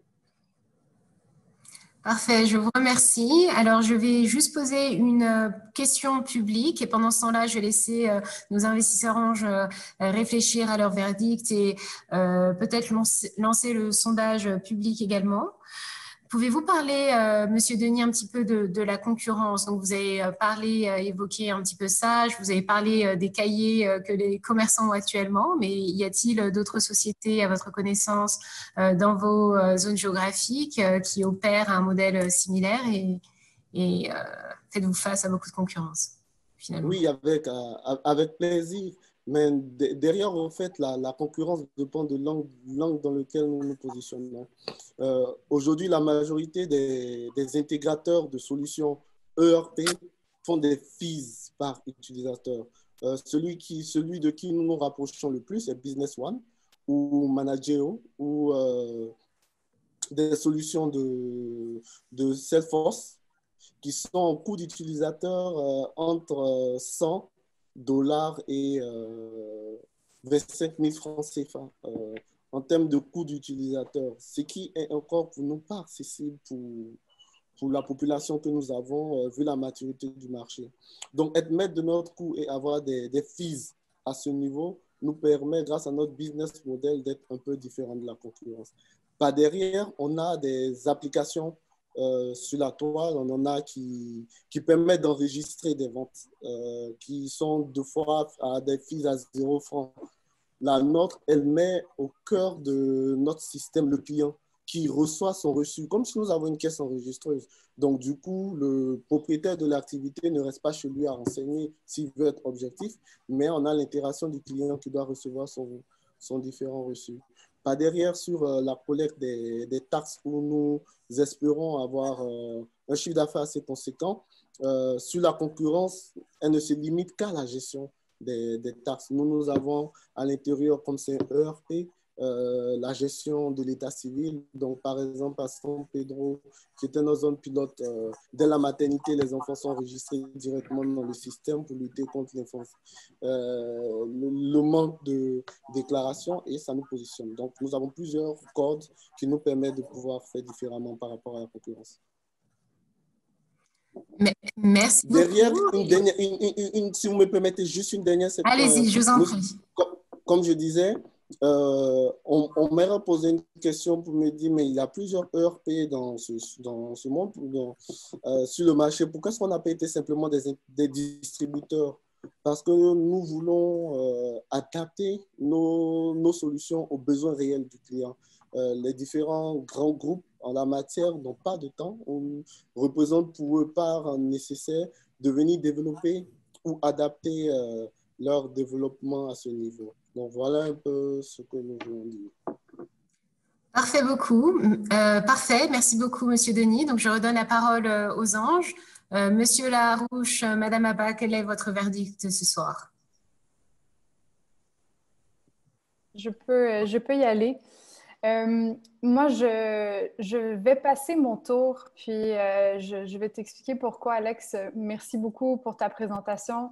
Je pense que c'est une entreprise qui est très intéressante au niveau de l'option Zen, mais au niveau de l'option pour les TPME, je pense qu'il faut peut-être réfléchir à construire le modèle d'affaires autrement. En tout cas, dans mon expérience personnelle, pour avoir eu à investir dans 2 entreprises différentes qui ont tenté le modèle au Ghana et en Ouganda, c'est un modèle d'affaires sur le B2C qui est très, très difficile à maîtriser. Et le problème étant on se trouve sur un marché où les utilisateurs ne payent pas de manière automatique sur le mensuel. Donc, il n'y a pas de paiement par carte de Visa qui est répandu au niveau des TPME. Ce qui veut dire qu'à chaque mois, il faut que tu convainques tes clients que ça vaut la peine de repayer, et il faut qu'eux-mêmes aient un incitatif très, très fort à vouloir continuer à faire ce paiement de manière récurrente. Donc, à moins que tu aies vraiment une valeur ajoutée pour eux, qui est souvent liée soit à un financement, donc leur capacité à obtenir du financement vu les entrées qui ont été faites de manière assidue, ou sinon des partenariats qui sont mis en... donc, ça, c'est la première chose. Après, pour que tu puisses aller chercher la quantité de clients qui sont nécessaires, je pense que c'est vraiment par les partenariats que tu peux passer. Parce que par le B2C, ça prend énormément de temps pour toi pour être capable d'aller acquérir toute la clientèle qu'il te faut pour que tu puisses t'assurer d'avoir le volume nécessaire sur ton application à tout moment et être capable d'atteindre les revenus qui sont intéressants. Et juste à titre aussi informatif, je pense qu'il faut que tu prennes en considération le fait qu'une fois que le volet freemium est arrêté, ou une fois qu'une entreprise, justement, elle doit payer à la fin du mois, souvent, les entreprises dans ce type de secteur finissent par perdre 60 à 70 % des utilisateurs qui se sont abonnés. Donc, je pense que c'est très bien que tu aies 10 000 personnes qui soient intéressées par ton application, mais je ne pense pas que ça se traduit en 10 000 utilisateurs payants de manière récurrente à long terme. Oui, non, je ne pense pas que tu impliquais ça, mais Mais pour te dire alors que le volume de personnes qu'il faut que tu intéresses est significativement plus grand pour que tu puisses avoir ton bulk d'utilisateurs payants qui peuvent faire vivre ton modèle d'affaires. Et je trouvais aussi le fait que d'internaliser énormément des services, des soutiens post-utilisation, si tu veux, le customer care ou customer support, vont probablement aussi faire augmenter tes coûts. Donc, faire attention à ce niveau-là. Puis peut-être, dernière solution, je sais qu'on ne le fait pas souvent en Afrique francophone, mais c'est vrai que oui, payer des bons salaires, c'est important, mais la plupart des startups, en tout cas, on le voit souvent en Afrique anglophone, vont finir par donner des parts. Donc, si les gens croient dans le projet et vont vouloir rester à long terme, ils peuvent aussi éventuellement grandir avec l'entreprise. Donc, si on ne peut pas les rémunérer au niveau du marché, des fois, on peut les rémunérer à un niveau plus bas que le marché, mais au moins, on a des gens qui mettent main à la pâte et qui croient dans la croissance de l'entreprise et on s'assure un peu que leurs intérêts sont communs. Donc, voilà pour mes commentaires. Merci beaucoup, Madame Abba, pour ce retour très constructif et dense. Monsieur Larouche, je vous donne la parole. Alex, moi, je pense que tu sous-estimes le coût et l'effort d'acquisition de clients là, que tu vas devoir te taper dans les prochaines années. En fait, à ce que je comprends de ton produit, c'est que oui, au niveau théorique, tout ce que tu as dit, c'est absolument vrai. Mais en pratique, je ne vois pas vraiment une innovation là, qui va bouleverser le marché. Donc, je ne pense pas que tu vas pouvoir bénéficier de l'aspect viral de la communication de ton produit. Là. Je ne pense pas que ça va se transférer d'une main à l'autre entre les clients puis dire « Hey, essaye ça, c'est écœurant, comment ça m'a sauvé la vie, puis comment mon entreprise prospère grâce à cette technologie-là. » Je ne pense pas que tu vas pouvoir bénéficier de cet aspect-là. Si tu ne peux pas croître organiquement ou viralement parlant, il va falloir que tu investisses de l'argent constamment pour gagner des nouveaux clients. Et le problème que tu peux rencontrer, puis que je rencontrerai comme partenaire, c'est qu'à un moment donné, on va manquer d'argent, puis on n'aura pas atteint les chiffres qu'on a de besoin. Et là, on va avoir un problème à lever de l'argent encore une fois. Donc, pour ces raisons-là, moi, je passe mon tour. Mais je t'invite à continuer à faire tes devoirs, mais concentre des ressources importantes, peut-être externaliser si tu ne l'as pas à l'interne, mais il faut que tu aies une stratégie claire d'acquisition de clients. Il va falloir que tu frappes, puis tu frappes, puis tu frappes, puis tu frappes, puis tu frappes. Tu en as as beaucoup de travail sur la planche jusqu'à maintenant. Voilà. Merci beaucoup, Monsieur Larouche, pour ces commentaires constructifs et de manière générale, commentaires qui sont autour de la stratégie du coup de l'acquisition des clients et comment retenir les clients et s'assurer qu'ils paient dans le long terme. Donc, ce sont toujours des points qui sont intéressants. Par rapport au public, une majorité du public, plus de 60%, investirait bien dans votre société ce soir. Donc, la vue est très différente. Mais je vais donner maintenant la parole à Madame Madougou, qui, elle aussi, va pouvoir commenter l'opportunité d'investissement ce soir. Merci, Anna. Je m'en voudrais de ne pas prendre la parole sur le projet de M. Deli, qui, en vérité, est un projet, on va dire, de management global dans une entreprise. Je voudrais d'abord le féliciter. Vous savez, les promoteurs ou les start-upers en Afrique sont des héros, doublement des héros. Et donc, pour moi, l'encouragement est capital. Deuxièmement, ce que je voudrais lui dire, et c'est là où mes propos se nuancent un petit peu avec ceux des angels, c'est d'ailleurs normal, hein, et eux, ils voient ce business en fonction ou plutôt sous le prisme d'un ange, mais moi, je le vois de façon plus holistique en termes donc de différents partenariats probables. Et je crois d'ailleurs que c'est ça qui fait la syndication de notre partenariat sur cet événement. Pour dire à M. Deli que, un, je le félicite pour son initiative, et deux, je ne suis pas totalement convaincue du fait que son business model ne soit pas attractif. Je m'explique. Je pense qu'il y a un marché pour le projet de M. Deli, en ce sens où nous avons aujourd'hui en matière de décentralisation de plus en plus de collectivités locales qui ont besoin de ce type en fait, d'outils. Pourquoi je prends l'exemple des collectivités locales? C'est que les collectivités locales, pour leur gestion, ont besoin d'outils de management comment on va dire, adapté à leurs besoins et encore plus simplifié que les outils de gestion que nous avons au plan central ou au plan, je dirais, des grandes entreprises, des grandes structures. Donc, je voudrais conseiller à M.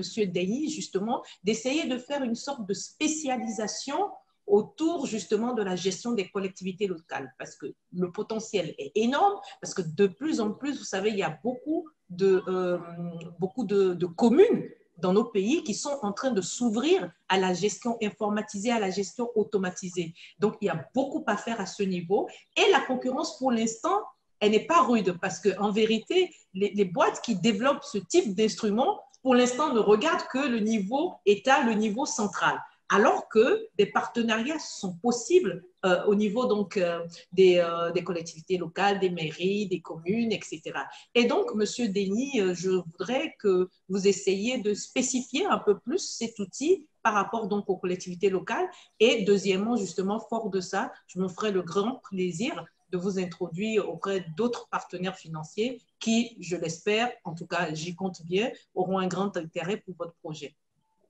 Je vous remercie, c'est très encourageant. Merci beaucoup.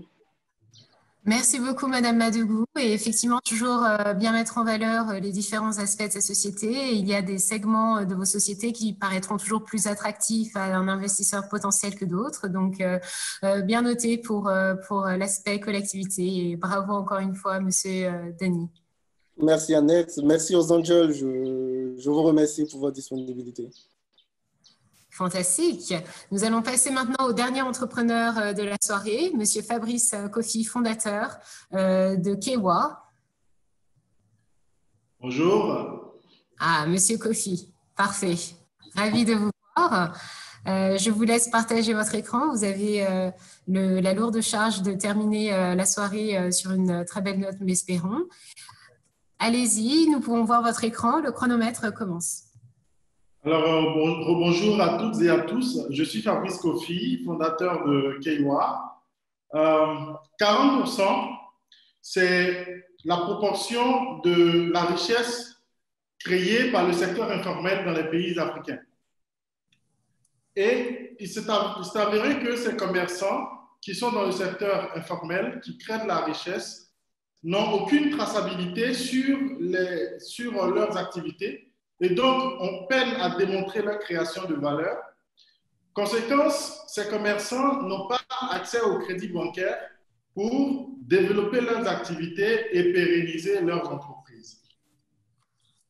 Partant de ce constat, nous avons développé une solution qui s'appelle Kewa. Kewa, c'est une application mobile de comptabilité simplifiée, complètement adaptée aux réalités africaines. Concrètement, c'est une solution qui permet aux commerçants chaque jour d'enregistrer ses ventes, ses dépenses, de gérer ses stocks, d'enregistrer ses crédits, ses créances et dettes et d'avoir accès à un rapport financier synthétique, clair et facile à lire. Nous avons misé sur la convivialité de notre plateforme, des interfaces, pour que l'application soit le plus accessible. Par exemple, nous avons une assistance vocale qui permet aux commerçants de pouvoir enregistrer, lorsqu'il a des difficultés à écrire, de pouvoir enregistrer avec la voix. Depuis janvier 2020, nous avons mis l'application sur Play Store avec un modèle économique qui permettait à l'utilisateur d'avoir 15 jours d'essai et de payer 3 000, 5 000 ou 8 000 francs après les 15 jours de souscrire à une de ces offres. Après les 6 mois, nous avons reprécisé notre offre et nous avons aujourd'hui, nous avons renforcé notre valeur. Nous avons désormais une application qui permet de faire la facturation, qui permet de lire le code barre, de faire la gestion de stock automatisée, de faire la gestion des clients, une base de données de clients et de fournisseurs, de faire du paiement par mobile money ou par carte Visa et d'avoir toujours le rapport financier en temps réel. Et nous avons créé une nouvelle offre qui est l'offre Kewa Pro qui permet désormais d'installer des POS dans chaque entreprise et cela concerne par exemple les pharmacies, ou les grandes distributions ou les supermarchés, comme je le disais. Donc, nous avons ces 3 offres aujourd'hui, 5 000, 15 000 et 25 000 francs par mois. Alors, là où nous créons la différence, c'est que nous sommes très concentrés sur justement le fait que ces entreprises ont besoin de financement. Donc, dans notre démarche, nous allons vers des partenaires qui sont soit des banques, qui sont soit des microfinances, et nous faisons un partenariat qui permet d'une part à la banque ou à la microfinance de distribuer la solution dans son réseau de clients, et nous, par derrière, nous pouvons fournir des services de données grâce à des API que nous fournissons à ces banques-là. Cette expérience, nous l'avons déjà commencé avec Manco au Sénégal, où nous fournissons des API. Nous avons déjà fait une phase pilote autour de 50 clients. Et aujourd'hui, nous avons passé toutes les étapes de déploiement. Nous commençons le déploiement sur 5000 clients à partir de la rentrée prochaine, c'est-à-dire en septembre. Donc, le point aujourd'hui, c'est que pendant cette phase pilote-là, nous avons pu avoir 2796 téléchargements. Je veux juste rappeler que c'était vraiment dans cette période de Covid et que nous n'avons pas mis vraiment de budget de communication. Ça a été juste dans notre réseau, dans mon réseau personnel sur les pages sociales.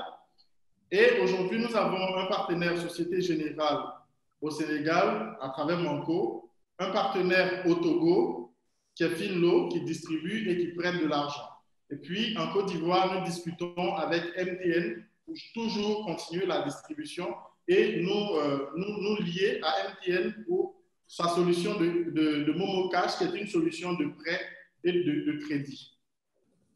Aujourd'hui, nous sollicitons 100 millions de francs CFA, soit 180 000 $, pour mieux nous installer, c'est-à-dire renforcer notre équipe, avoir un cadre en marketing, et puis pour l'acquisition des POS pour l'offre PME, et puis le coût pour aussi faire face au coût d'acquisition qui représente 30% de ce que nous demandons. Notre objectif, c'est d'avoir... Merci beaucoup, Monsieur Kofi. La règle doit être appliquée à tous. Merci beaucoup pour cette belle présentation. Donc ce soir, comme vous l'avez compris, cher public, il s'agit d'une soirée qui vise à mettre en avant des entrepreneurs qui opèrent dans l'industrie de la gestion opérationnelle des petites entreprises dans le milieu informel ou formel ou la gestion opérationnelle des collectivités. Donc on voulait vous donner 2 exemples de sociétés opérant dans un secteur un petit peu similaire. Mais maintenant, je redonne la parole aux anges et je vais commencer cette fois-ci par Monsieur Larouche.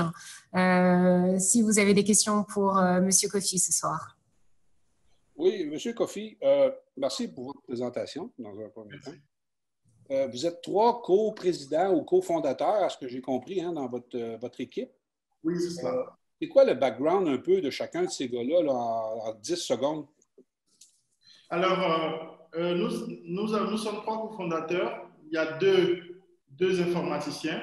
Terence est ingénieur MIAGE, donc il est spécialiste de tout ce qui est architecture informatique. Et Bertrand, qui est le CTO, est un développeur senior d'application. Donc, je précise que nous avons développé cette application de bout en bout à 3. Et votre serviteur, je suis financier de formation. J'ai 8 années d'expérience dans l'accompagnement des entreprises, des PME. Donc, j'ai fait 1 année en cabinet d'expertise comptable avant de devenir responsable financier chez Agritechno. Et puis, j'ai fait 5 années pleines dans le suivi comptable et fiscal des entreprises, des PME. Okay. Moi, c'est toujours un peu la même chose dans ce genre de produit-là. C'est comment vous faites pour gagner des clients et les retenir? Comment vous faites? C'est quoi votre stratégie, en fait? Oui, alors, comme je l'ai dit, nous avons en janvier lancé la solution sur une stratégie B2C. Cette stratégie consistait à faire télécharger l'application par des utilisateurs finaux et pour ces utilisateurs, à souscrire à une des 3 offres que nous proposions. À côté de cela, nous discutions avec des partenaires, comme je l'ai dit, Manco ou Société Générale. Et aujourd'hui, nous sommes arrivés à une phase, à partir de cette phase pilote-là, nous avons reprécisé cette offre-là, et je vous la présente. L'idée, c'est que pour le client final, un montant, mais nous faisons la distribution à travers des réseaux de microfinance, des réseaux de banques et des réseaux de gros distributeurs. Par exemple, en ce qui concerne les grands fournisseurs de pharmacie ici en Côte d'Ivoire, l'idée, c'est d'aller les rencontrer et de leur dire, OK, nous voulons que vous proposiez cette solution aux pharmacies. Derrière, vous allez pouvoir avoir accès au niveau de stock et les pharmacies vont pouvoir vous passer les commandes directement sur l'application, ce qui va vous permettre d'optimiser votre chaîne de distribution, c'est-à-dire que désormais, vous n'allez pas faire sortir un véhicule avec des médicaments sans savoir si vous allez pouvoir le livrer ou pas. Donc, vous allez sortir un véhicule avec les médicaments qui ont été déjà commandés par le réseau de pharmacies. Donc, ça, c'est un exemple qui peut s'appliquer, par exemple, avec le réseau de Coca-Cola, avec le réseau de Lafarge, en tout cas, tout ce qui est grand distributeur. Donc, on est vraiment, on va vraiment sur cette stratégie-là. D'accord, d'accord. Bon, je n'ai pas d'autres questions pour le moment. Parfait. Je vous remercie, Monsieur Larouche. Madame Abba, nous avons compris que votre expérience d'investissement dans le secteur n'est pas nécessairement la plus positive. Avez-vous des questions supplémentaires? Sinon, nous avons un invité surprise que Madame Madougou souhaiterait présenter également. Oui, mais je pense que j'ai la question que tout le monde se pose, c'est de savoir quel est l'élément de différenciation si tu voudrais… Ben déjà, Fabrice, je te félicite pour la bonne présentation. Mais oui, si tu pouvais nous parler un peu de l'élément de différenciation entre Kiwa et Innoving, nous donner une idée, en fait, comment les entreprises se distinguent, comme vous avez un produit qui est similaire sur le volet TPME surtout.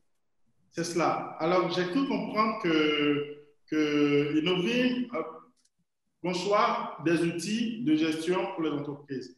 Nous, notre mission, ce n'est pas vraiment de concevoir des outils. Notre mission, c'est d'accompagner les clients, les qualifier pour du financement, les qualifier pour du crédit bancaire.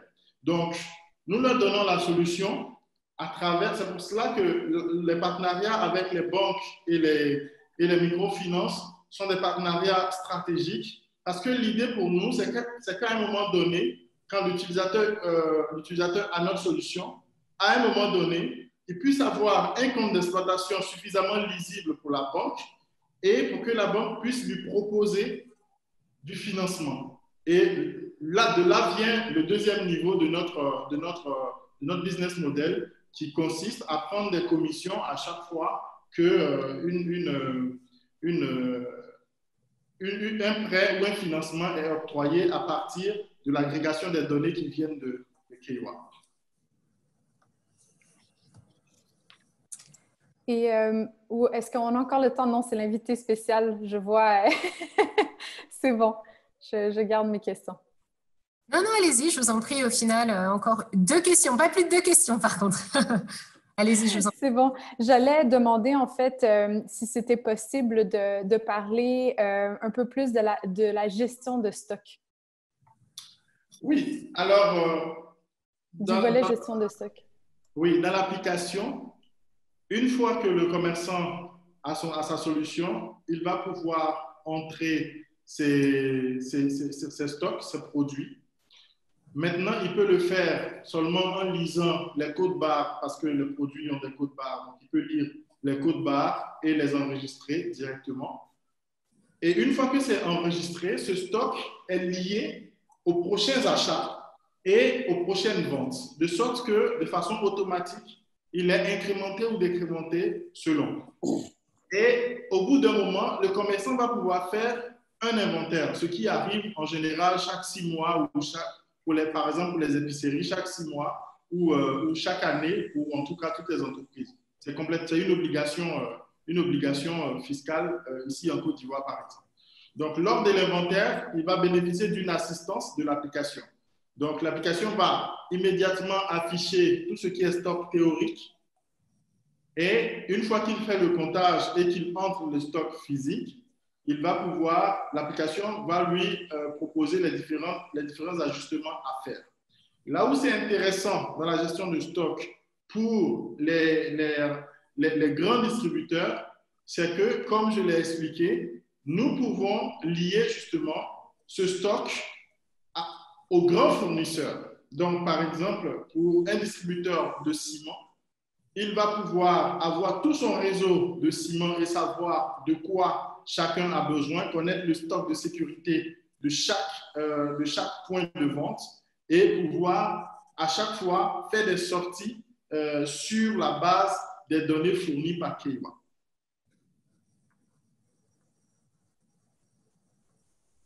Merci beaucoup, Monsieur Kofi, pour cette réponse. Madame Madougou, je vous redonne la parole. J'en profite. Je crois que vous avez une annonce surprise à faire.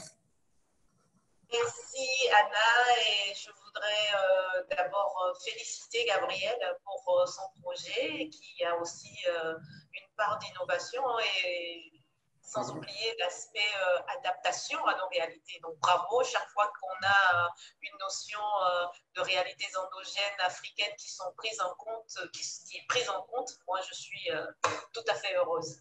Anna, je parlais tantôt d'une possibilité de syndication d'investissement et je disais que l'avantage, entre autres, du partenariat que nous avons sur ZNES, c'est de discuter avec plusieurs types d'organismes qui œuvrent à l'écosystème des startups en Afrique.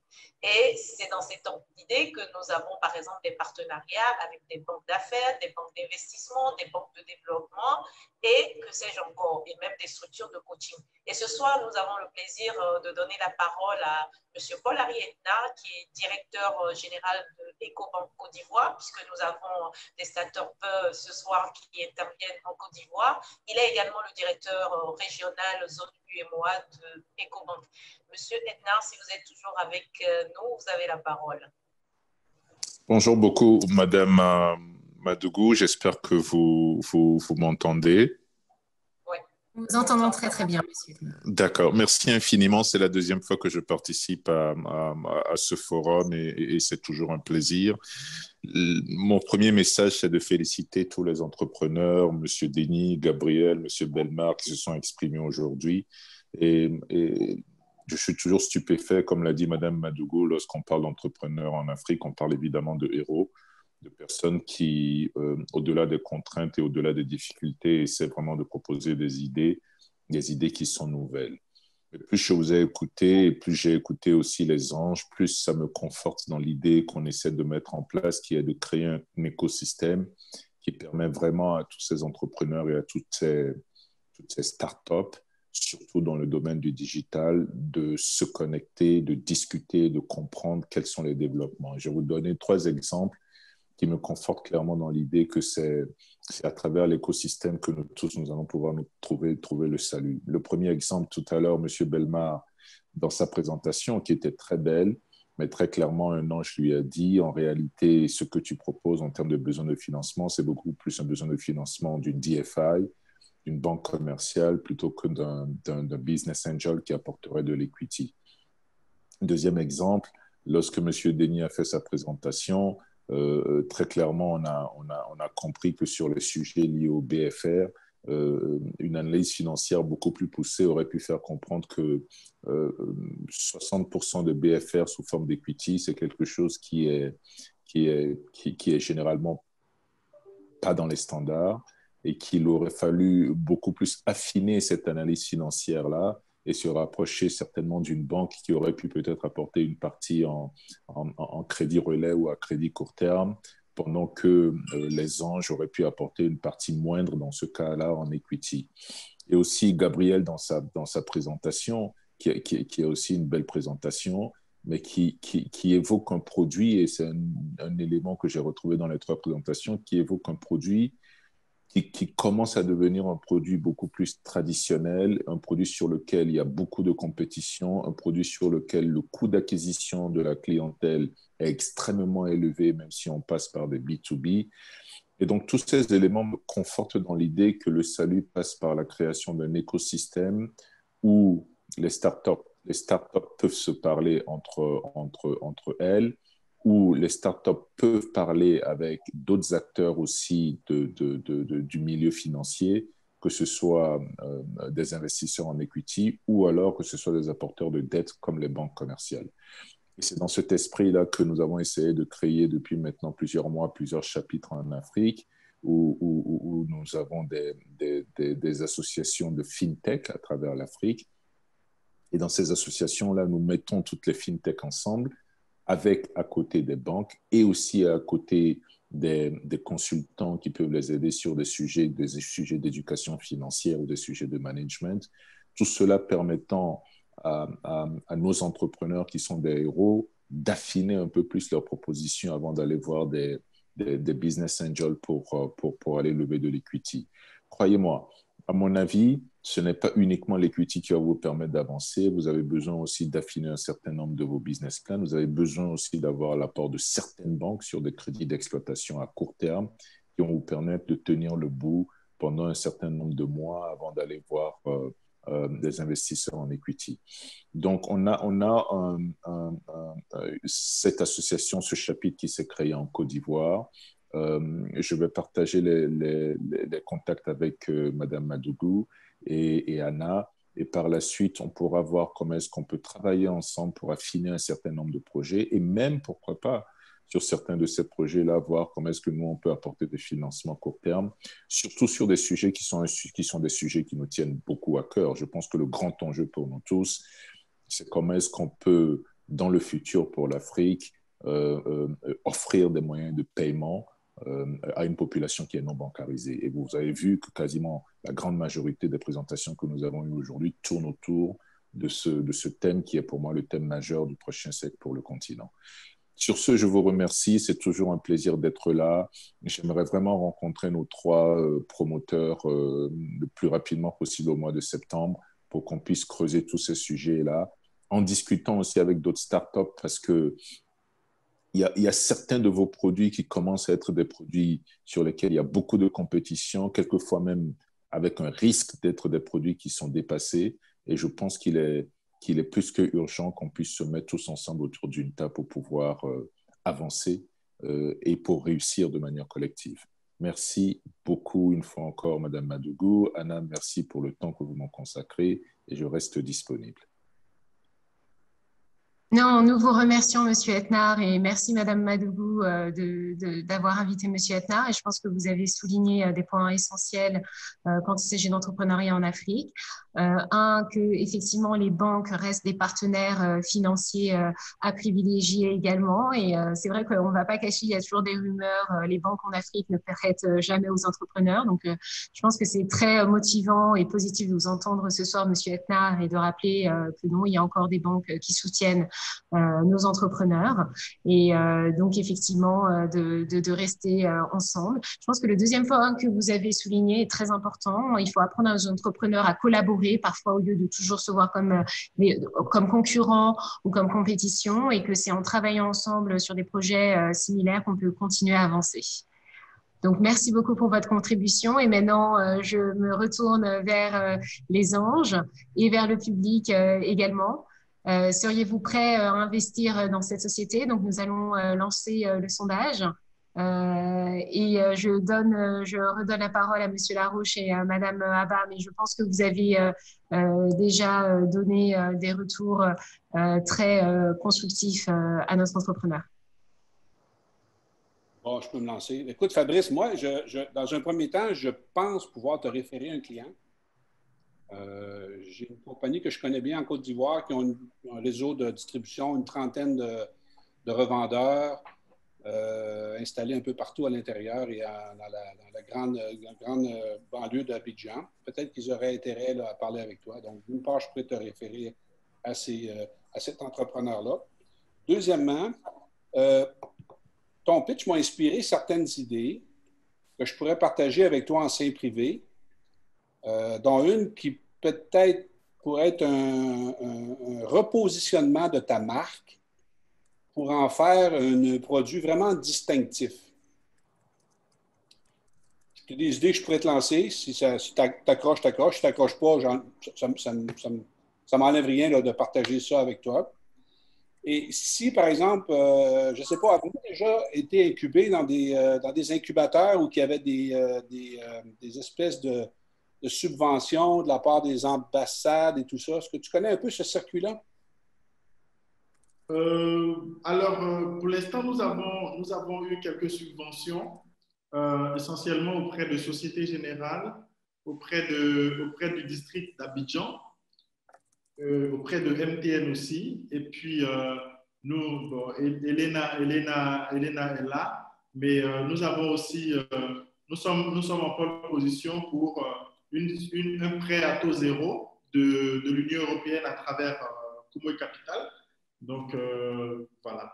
Voilà, c'est ça. Il y a toutes sortes il y a quelques programmes intéressants. Peut-être que vous pourriez vous qualifier. Elena est mieux placée que moi pour discuter de ça avec toi. Alors, ce que je pourrais dire, c'est que si tu réussis à te qualifier, puis tu réussis à lever 30, 40, 50 000 euros en non dilutif, moi, je pourrais présenter, moi, ça pourrait m'intéresser d'investir dans ton truc. Puis je pourrais aussi peut-être amener un autre investisseur ou deux avec moi là, pour peut-être pas un gros ticket, là, mais au moins pour stratégiquement parlant, t'amener du renfort au niveau de ton équipe stratégique et puis prendre une chance avec ton produit. Très bien. Merci. Si Elena, je ne sais pas, Elena, si Elena pourra te guider, mais ce que je résume. Si tu amènes quelqu'un avec toi, tu amènes un investisseur avec toi en non dilutif, nous, on pourrait entrer avec toi dans l'entreprise. D'accord. Donc, j'attendrai que Elena parle avant de faire un commentaire. Il ne faut pas que tu attendes après personne. C'est toi qui dois prendre l'initiative de trouver les ressources disponibles actuellement pour ton produit. Tu ne dois pas attendre après personne. C'est tes maîtres de ta destinée maintenant. Oui, je comprends ça. OK, parfait. Excellent. Alors, Madame Abba. Donc, oui, effectivement, malgré le fait que j'ai eu des mauvaises expériences dans ce secteur, ça ne m'empêche pas de continuer à y croire. Et effectivement, comme Fabrice le mentionnait, pour nous, Kiwa, c'est une entreprise qui nous intéresse et nous sommes effectivement en discussion pour voir si on peut financer l'entreprise. Vraiment, ce qui nous intéresse à propos du modèle d'affaires, c'est justement la gestion stock et le fait que l'acquisition des clients se fait par B2B et non par volet B2C. Donc ça, déjà, c'est des aspects qui sont très intéressants pour nous, plus le volet accès au crédit pour les PME qui seront associés par la suite avec Kiwa. Donc, nous souhaitons bonne chance à Fabrice au niveau des diligences. On espère que tout se passe bien, mais en tout cas, nous, on est très enthousiastes et on a envie de l'accompagner pour la suite. Merci beaucoup, Madame Abba. Et je vais juste résumer un bon point qui a été fait par Monsieur Larouche, c'est qu'un investisseur ange va non seulement potentiellement vous apporter du capital, mais peut également vous présenter de nouveaux clients qui vont avoir un impact positif sur vos ventes, peut également vous présenter à du talent potentiel et des personnes stratégiques pour votre équipe, donc avoir un impact positif au niveau des ressources humaines. Et ce sont tous ces aspects qui vont ajouter de la valeur à la société. Donc, n'hésitez pas à taper aux portes, non seulement pour demander l'argent, mais aussi réfléchissez à des partenariats tout aussi stratégiques. Merci beaucoup. Le public était aussi très enthousiaste par rapport à votre projet, Monsieur Kofi. Plus de 70%, quasiment 70% du public investirait bien dans votre entreprise et des montants allant de $1 000 à $100 000. Donc, bravo, vous nous avez convaincus ce soir. Madame Madougou, je ne sais pas si vous voulez ajouter un dernier point par rapport justement à ces aspects d'outils de gestion opérationnelle et pour les collectivités, pour les entreprises.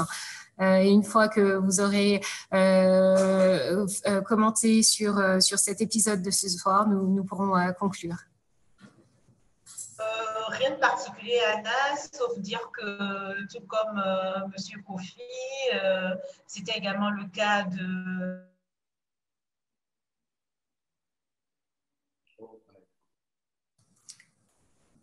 Ah, nous vous avons perdu, Madame Madougou, mais je pense qu'au final, très belle émission ce soir. 3 entrepreneurs très courageux qui ont vraiment créé de beaux projets, ont déjà sécurisé des partenariats avec de grandes entreprises, ont commencé à générer des revues, ont même réussi à breveter des solutions.